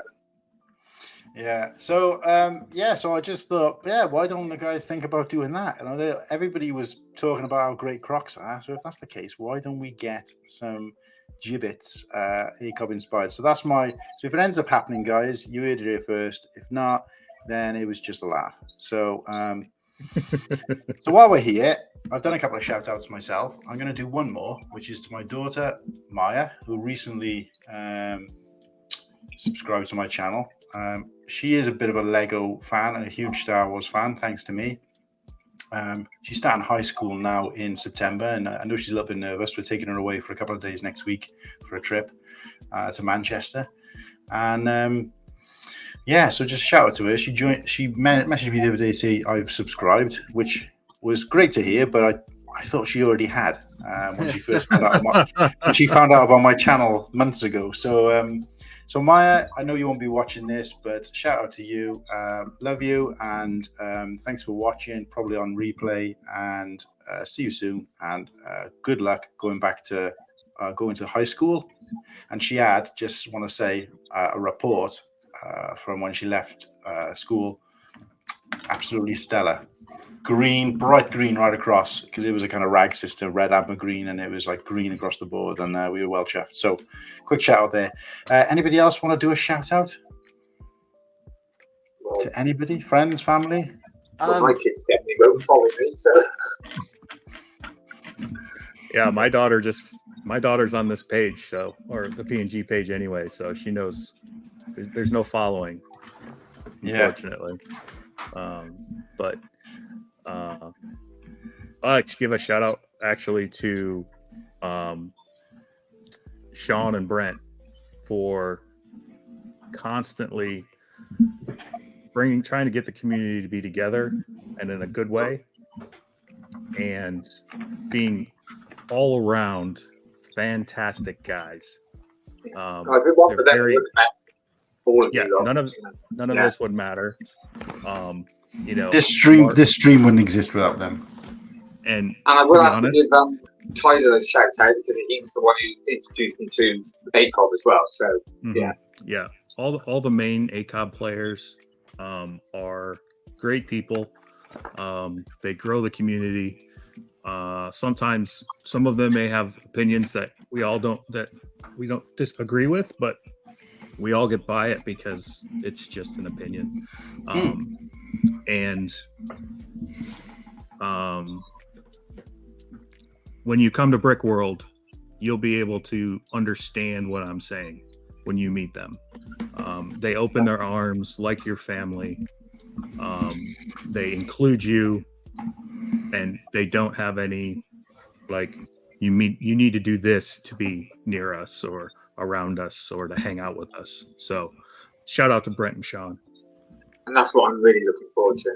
Yeah, I'll back that up. Great shout out. And sorry, I did miss this guy earlier. T-Mog 217. Apologies, mate. Oh, I missed yeah, you. I missed it. Hello there, and thanks for joining the stream. If you're still here, obviously, welcome. So, Slurpee, did you want to shout anybody out? I know you had a friend in the chat earlier. Shout him out again, Mugsy lad, for popping in. So I appreciate that. He's been a follower of my YouTube channel for, gosh, maybe it has to be 7 years since we did A levels, maybe even longer than that. So it's always good to kind of. I know there's other friends too, but I'll not shout them out until they comment here. So no, but as PNG says, like for sure, ACOB, because I'm in the Discord and the YouTube, and it is actually like sometimes more than just the Lego as well.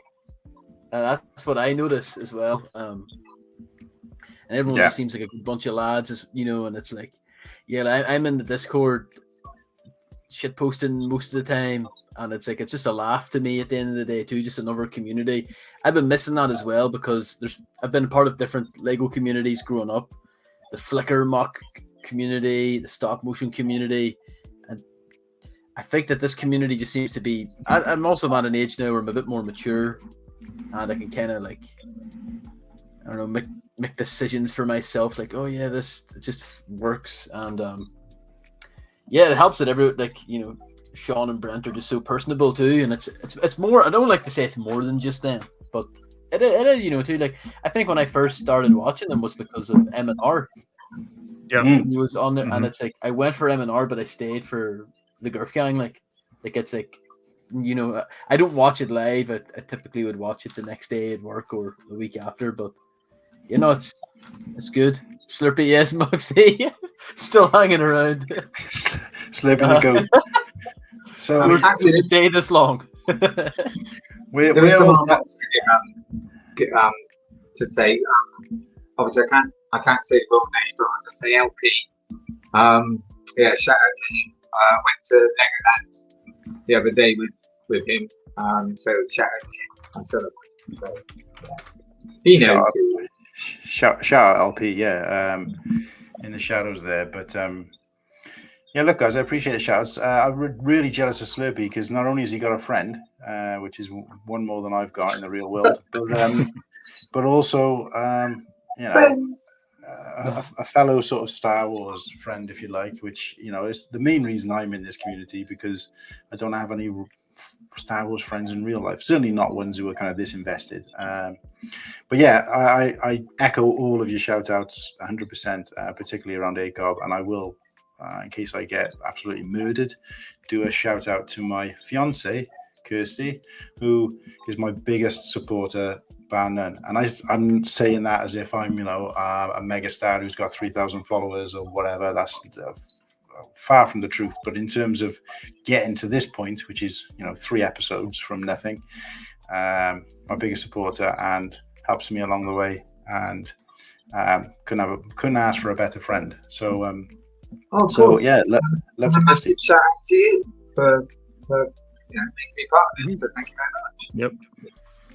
Oh, I wasn't setting it up for that at all. I'll be on it. Yeah. So no. Yeah. I do remember, Martin, that you mentioned. I think we were watching and I was having plans to try and do something similar to this for a long, long time. Even before I started watching ACOB, whether you believe that or not, it's up to you. But doing something like this, and they obviously did inspire me to start thinking about it more seriously. And then the UK boys, shout out to Padawan and Boba Fett were first. Them physically doing it while I was still thinking about it made me think, you know what, I'm not messing about anymore. Let's just get it started. So there's definitely influence there for everybody. But I think I remember seeing you in one of the streams and saying, I'd like to be on one time.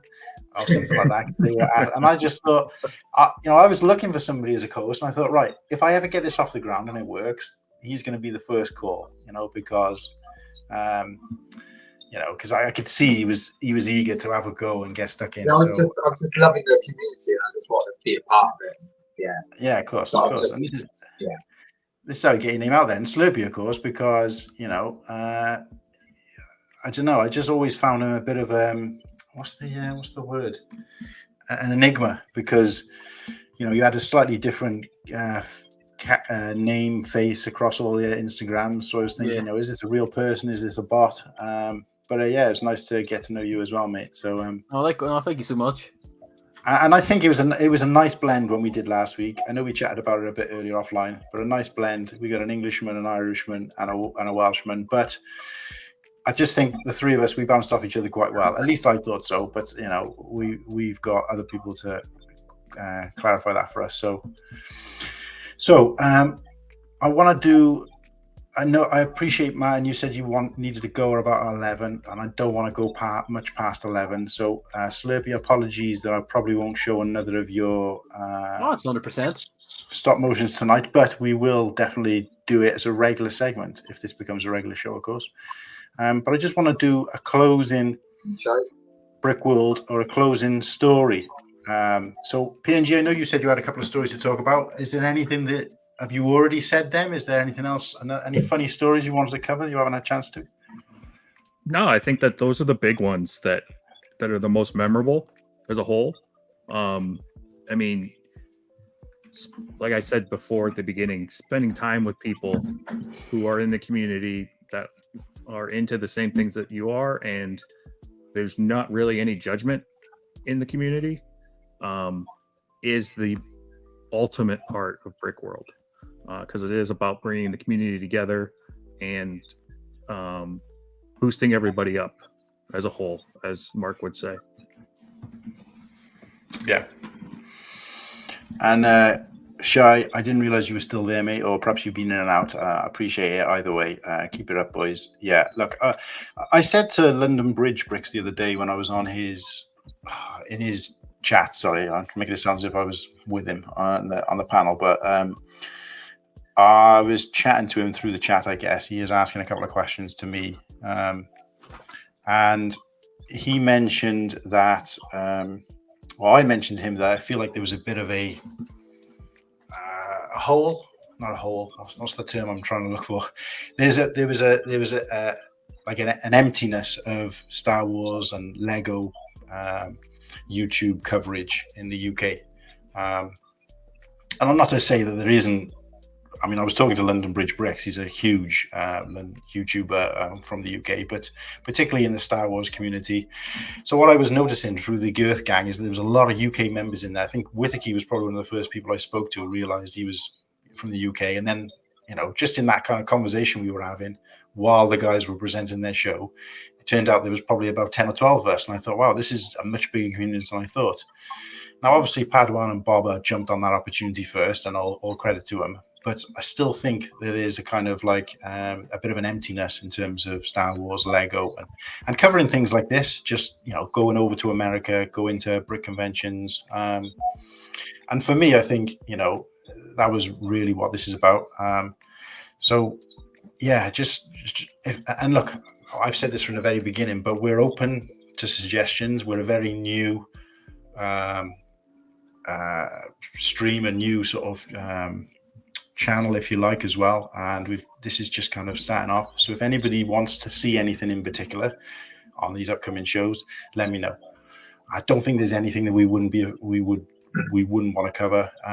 If you've got questions, if you want to do shout outs, if you want to pop on the show as a guest or as a co-host briefly or whatever, I have got a bit of a list of people who I've either reached out to or have reached out to me, who I want to try and sort of showcase over the coming months. But obviously, I think more than anything else, in terms of viewers, what do you want to see on this show? At the moment, we're kind of, I wanted to kind of mold around what people want to see, rather than do what I want to do and hope that people like it. So in that way, we're quite organic. So I think it's just a shout out to anybody watching this. What would you like to see? What would you class as good content? Let us know, and hopefully we can bend to your will. So unless anybody else has anything else that they really want to cover that we haven't spoken about, I want to just summarize Brickworld and close out. So anybody else want to say, have we missed anything that anybody feels like they need to talk about with Brickworld? Just also like to say thank you to PNG for giving us full knowledge and also on Steve as well. Yeah, really good. Thank you. Really, Thank you so much. Forward to it even more now. Yeah. Look, not normally about now we do a segment on weekly pickups and what are you working on, or what are you working on. But I think we've all established that everybody's saving money for Brickworld, so I won't do that. And instead, we'll just. Oh, actually, but I forgot. I know earlier I said I didn't, but obviously I went to Legoland and I couldn't go. I couldn't go to Legoland without getting anything, so I did get a Stormtrooper keyboard that way. Okay, well let's pop it up then. So, Whittaker, you got a Stormtrooper. I see Slurpee. You just flashed up the Bob. Yeah. So, I had to get this. Oh, and the DeLorean. Oh, you got the Onyx. Is that the Onyx? No, the DeLorean. No. I can't see because there's something. I can't see very well. It was DeLorean. Here, I'll put it up higher for you, so it's not. Let me get rid of that banner. Oh yeah, now I see. Sorry, yeah. All I saw was like grey and black. So yeah. Oh, lovely. Yeah. That's made not too far from where I live at, and it's a heap of shit. The DeLorean. It's so bad.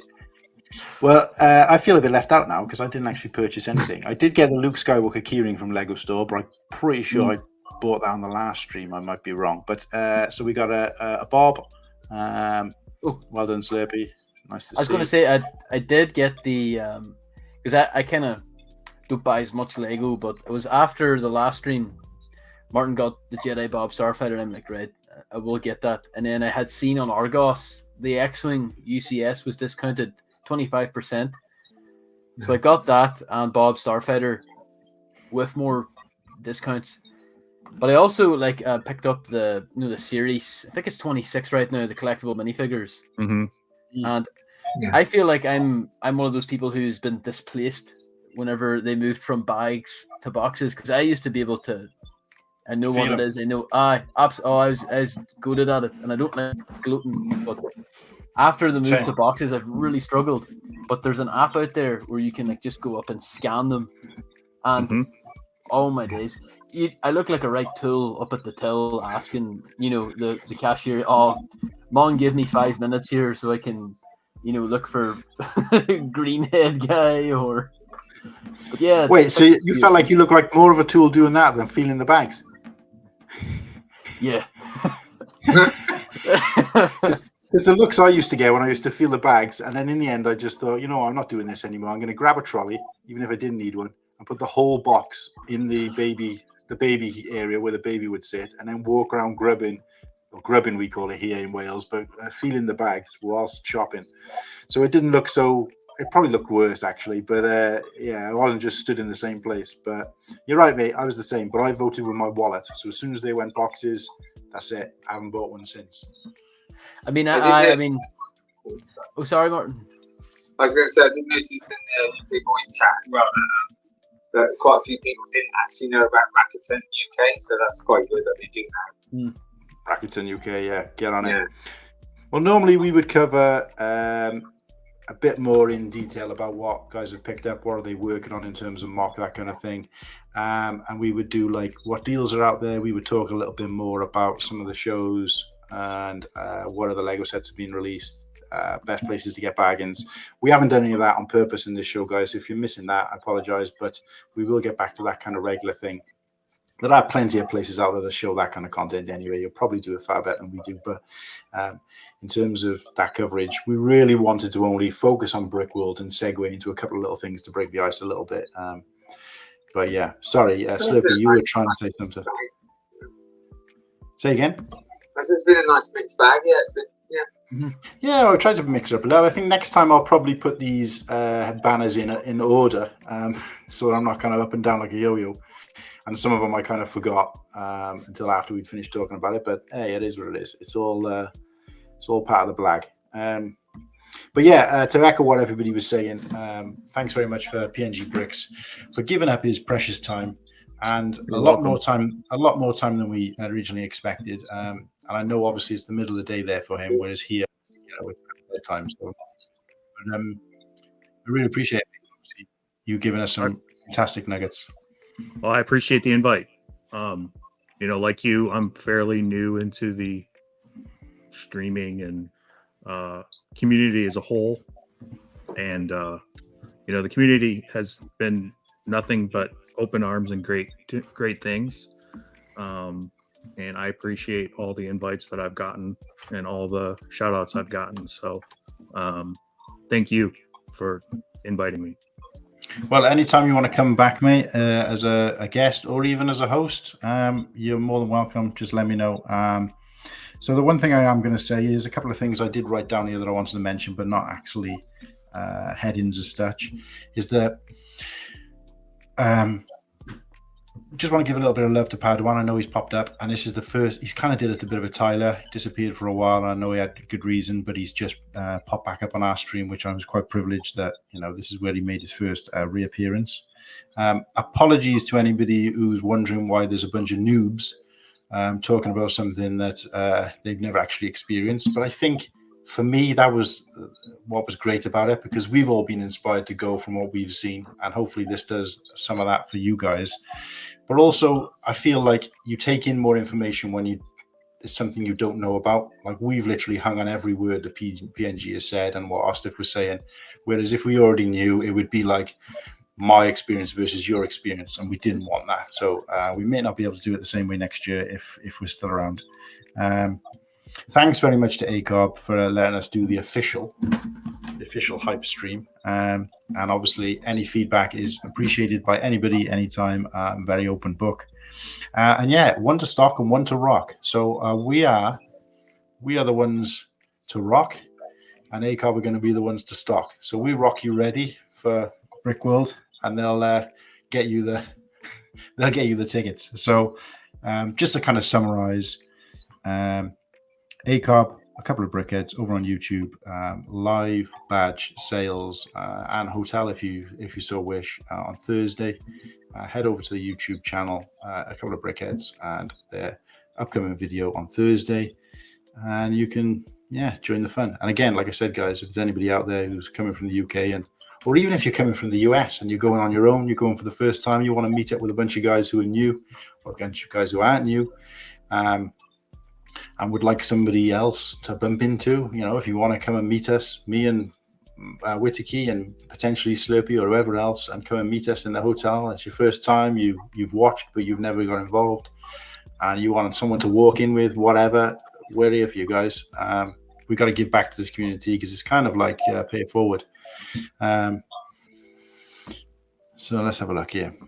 Shy Time. I can't believe the guy's still with us. Now, this guy is the rock star of Lego in the Lego community. So that is exciting part of the anticipation, the joy prior to coming. It's always a warm feeling when someone meeting everyone for the first time. Yeah, and look,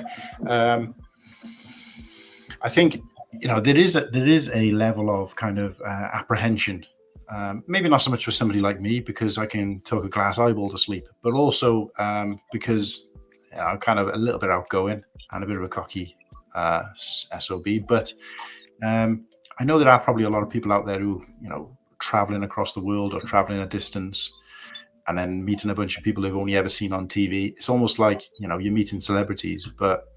And I can't attest to this because I haven't met them either. But I can assure you that these are just normal people who just love Lego just the same as you. And that goes for us as well. So I've got a good one quick story about Shy at Brickworld.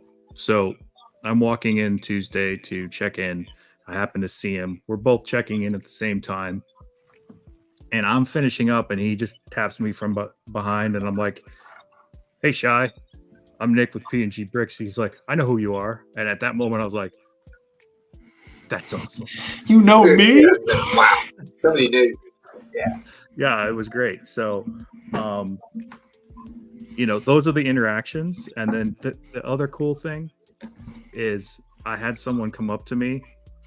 I think it was Saturday during the public day, and they're like, "You're PNG Bricks. Can I get a picture?" I'm like, "What? Why? Why? Why would you? Yeah. Yeah, why me?" Oh, that No, must feel great. That was cool. It was cool. Yeah. Yeah, that's the kind of stuff we like to hear. Joe, hi guys, I enjoyed your stream. So been watching very from the good. wings. Thanks for joining us, Joe. I don't recognize the name, but I certainly won't forget it now. Thank you very much for joining us. And if you've watched the whole stream up till now, then wow, you got a lot of patience. But one thing I'll say about Shy for me is that his aesthetic is exactly the kind of his content is maybe not. I wouldn't say not up my street because that sounds offensive, but I'm very Star Wars Lego, and he does cover Star Wars Lego, but the kind of coverage he does is a bit more all encompassing, and he's very kind of military kind of based thing because his background as a veteran, but his aesthetic, the way he presents himself, his music style, his the way he sets up his videos, even like the way the guy dresses is like, so for me, there's a nice variation because then you've got Tyler on the other hand, who I've watched him for years, and his content is perfect, right up my street. But it's the aesthetic, like I can never get away with wearing one of those shirts, So Can I just say about Shy, like his Sitting on the Stoop podcast is like top tier. I absolutely love it, and I've always wanted to I've been a fan of Brickmania, but I've actually never bought any of them because they're just too expensive. But his interview with Dan Siskind is top tier. It was really good. It was one of my favorite, any interview I've ever seen. Because the guy's a natural storyteller, and Shy's a great, just a facilitator too. So, yeah, I await more. Yeah, just as a note, when I met Shy, he was just coming back from interviewing Dan at Brickmania, and he had plans to do, I think, 4 other podcasts for Sitting in the Stoop there. But I want to say he did 6 the entire week, maybe even more. I don't know. But he's dedicated to his craft. He's dedicated to the community, and a family man. He's a family man, and it's about damn time that he got accepted to land. Yeah, it's a great achievement. Definitely. See, he just corrected me, 7. I couldn't type earlier since I was driving, but have cough drops for your throat. Talking can get tiring. Have water ready in your room and have something for everyone to sign. Are you talking about you, or is that a suggestion for us? Oh, that's a suggestion. That's for us. Yeah. Yeah, because you'll be talking to a lot of people. That's one of the things I forgot about is prepping yourself for those long days. It's not just eating, it's drinking, it's staying hydrated, making sure that you're in your right place for everything. But cough drops are key. Gatorade or liquid IVs are paramount because there's going to be times where you can't get enough. I don't know. Do you guys have those? Do you have liquid IV in the UK? I thought that was a joke. No. So that actually is intravenous as well? No, it's liquid. So it's basically you put it into a bottle of water, shake it up.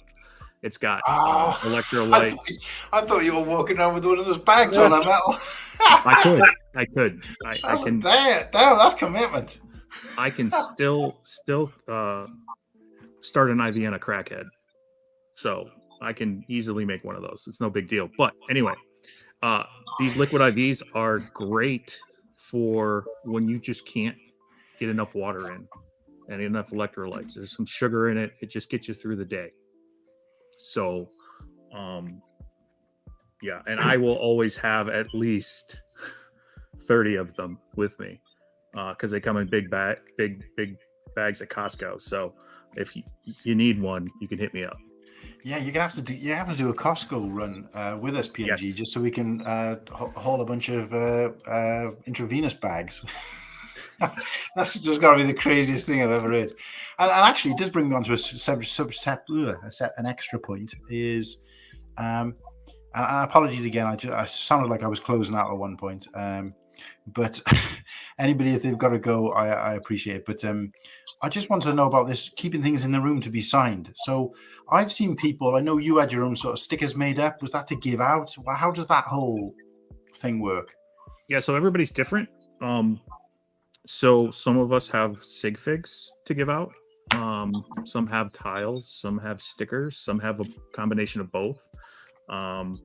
Shy will also, when you meet him, have you sign a brick, and he puts the bricks together as like his wall of people that he's met during Brickworld. So just something that allows you to remember the people that you interacted with, right? So this is like a we call it, when I went to Celebration, I don't know if any of you guys have ever been to Celebration, but like a swag swap. Is that kind of thing? So it's not to give out to people who come to you, like, you know, like you're a star. You're talking about exchanging. Yeah, I mean, you swap. I mean, I gave them, you know, so for example, here is my main sig fig. Wait a sec, let me full screen you. Okay, there you go. Right here. So this is what I call my swag bag, but then I have a secondary one, you know, because I went the shy time is my time route, where, you know, his Cali Bricklicker hashtag. Yeah. His sig fig is like printed on multiple sides, and it's not cheap.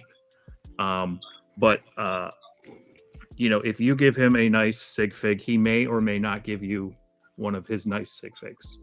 And I figure that I have a nice sig fig and then a normal sig fig for those people that have like epic, you know, like I feel like I gave Shy a normal one initially because I wasn't expecting to get the nice one. And then I'm like, oh, by the way, I need you to have this one too. Oh, well, while we're on that subject, I'm not sure whether we mentioned it before, but Shy, we love you. Just so you know.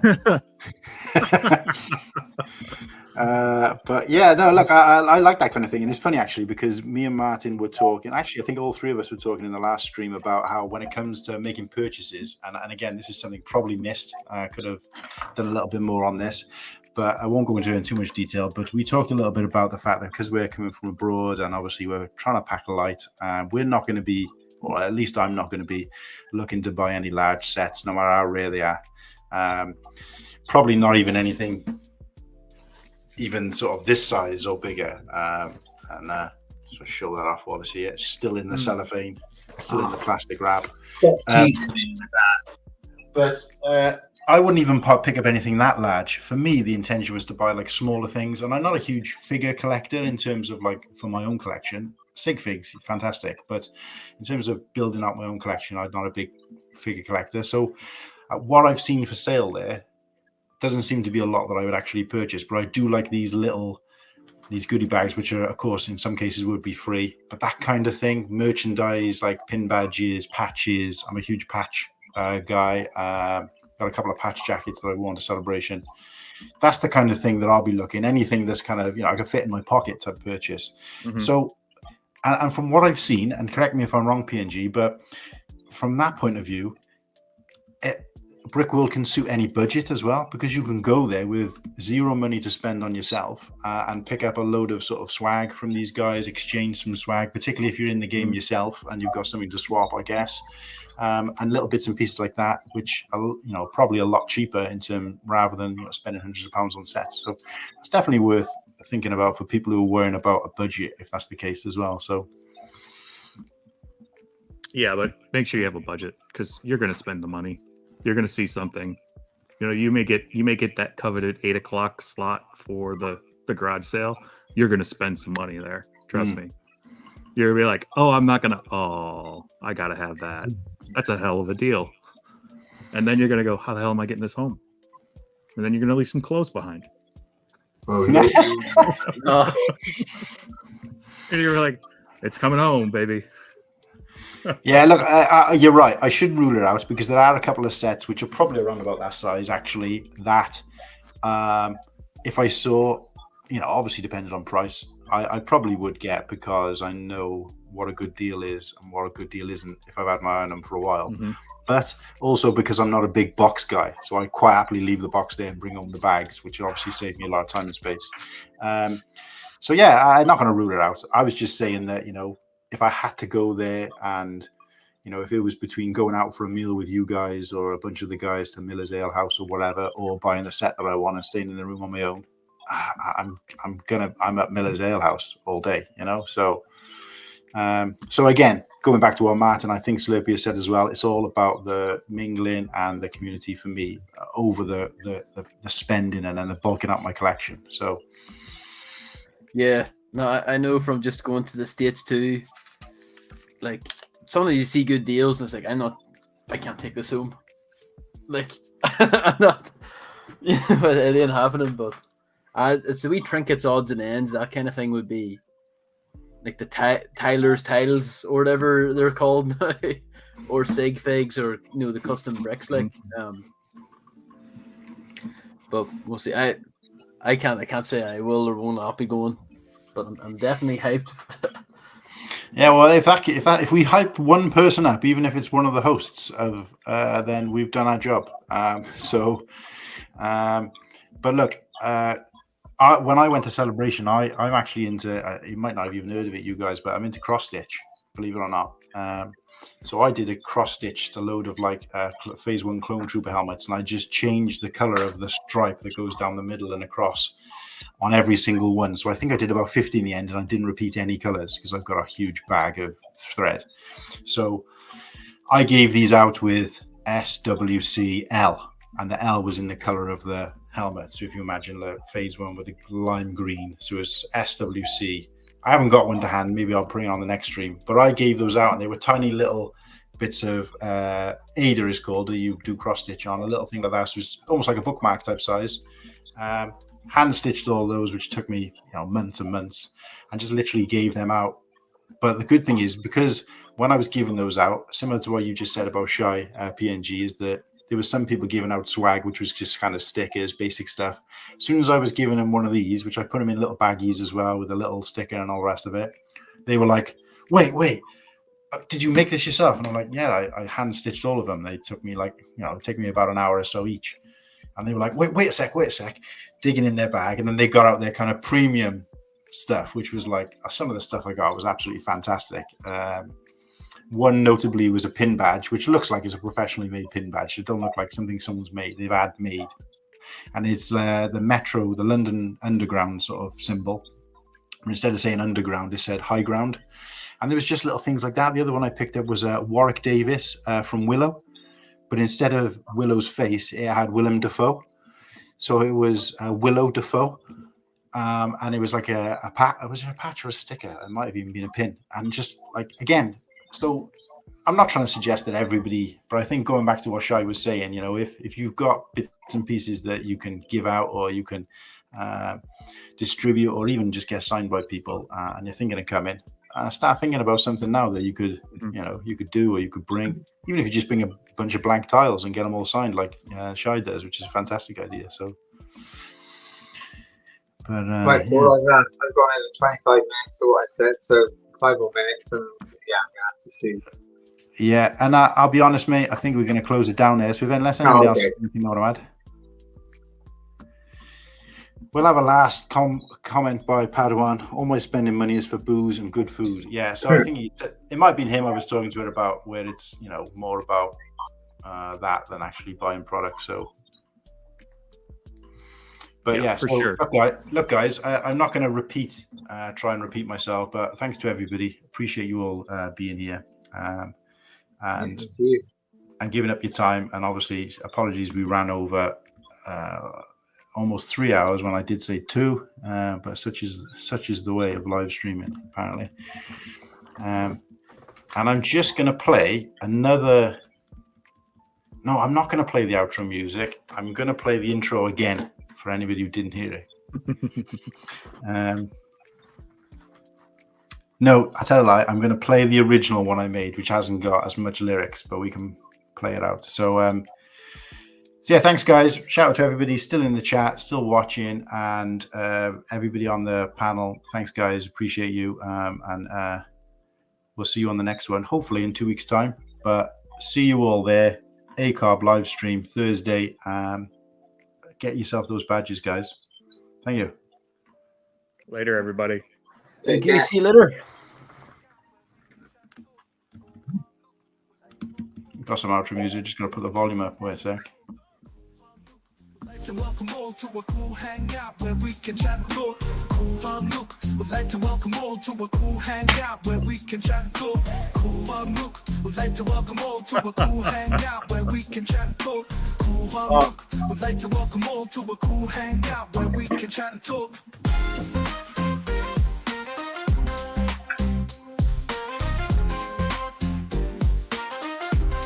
Yeah,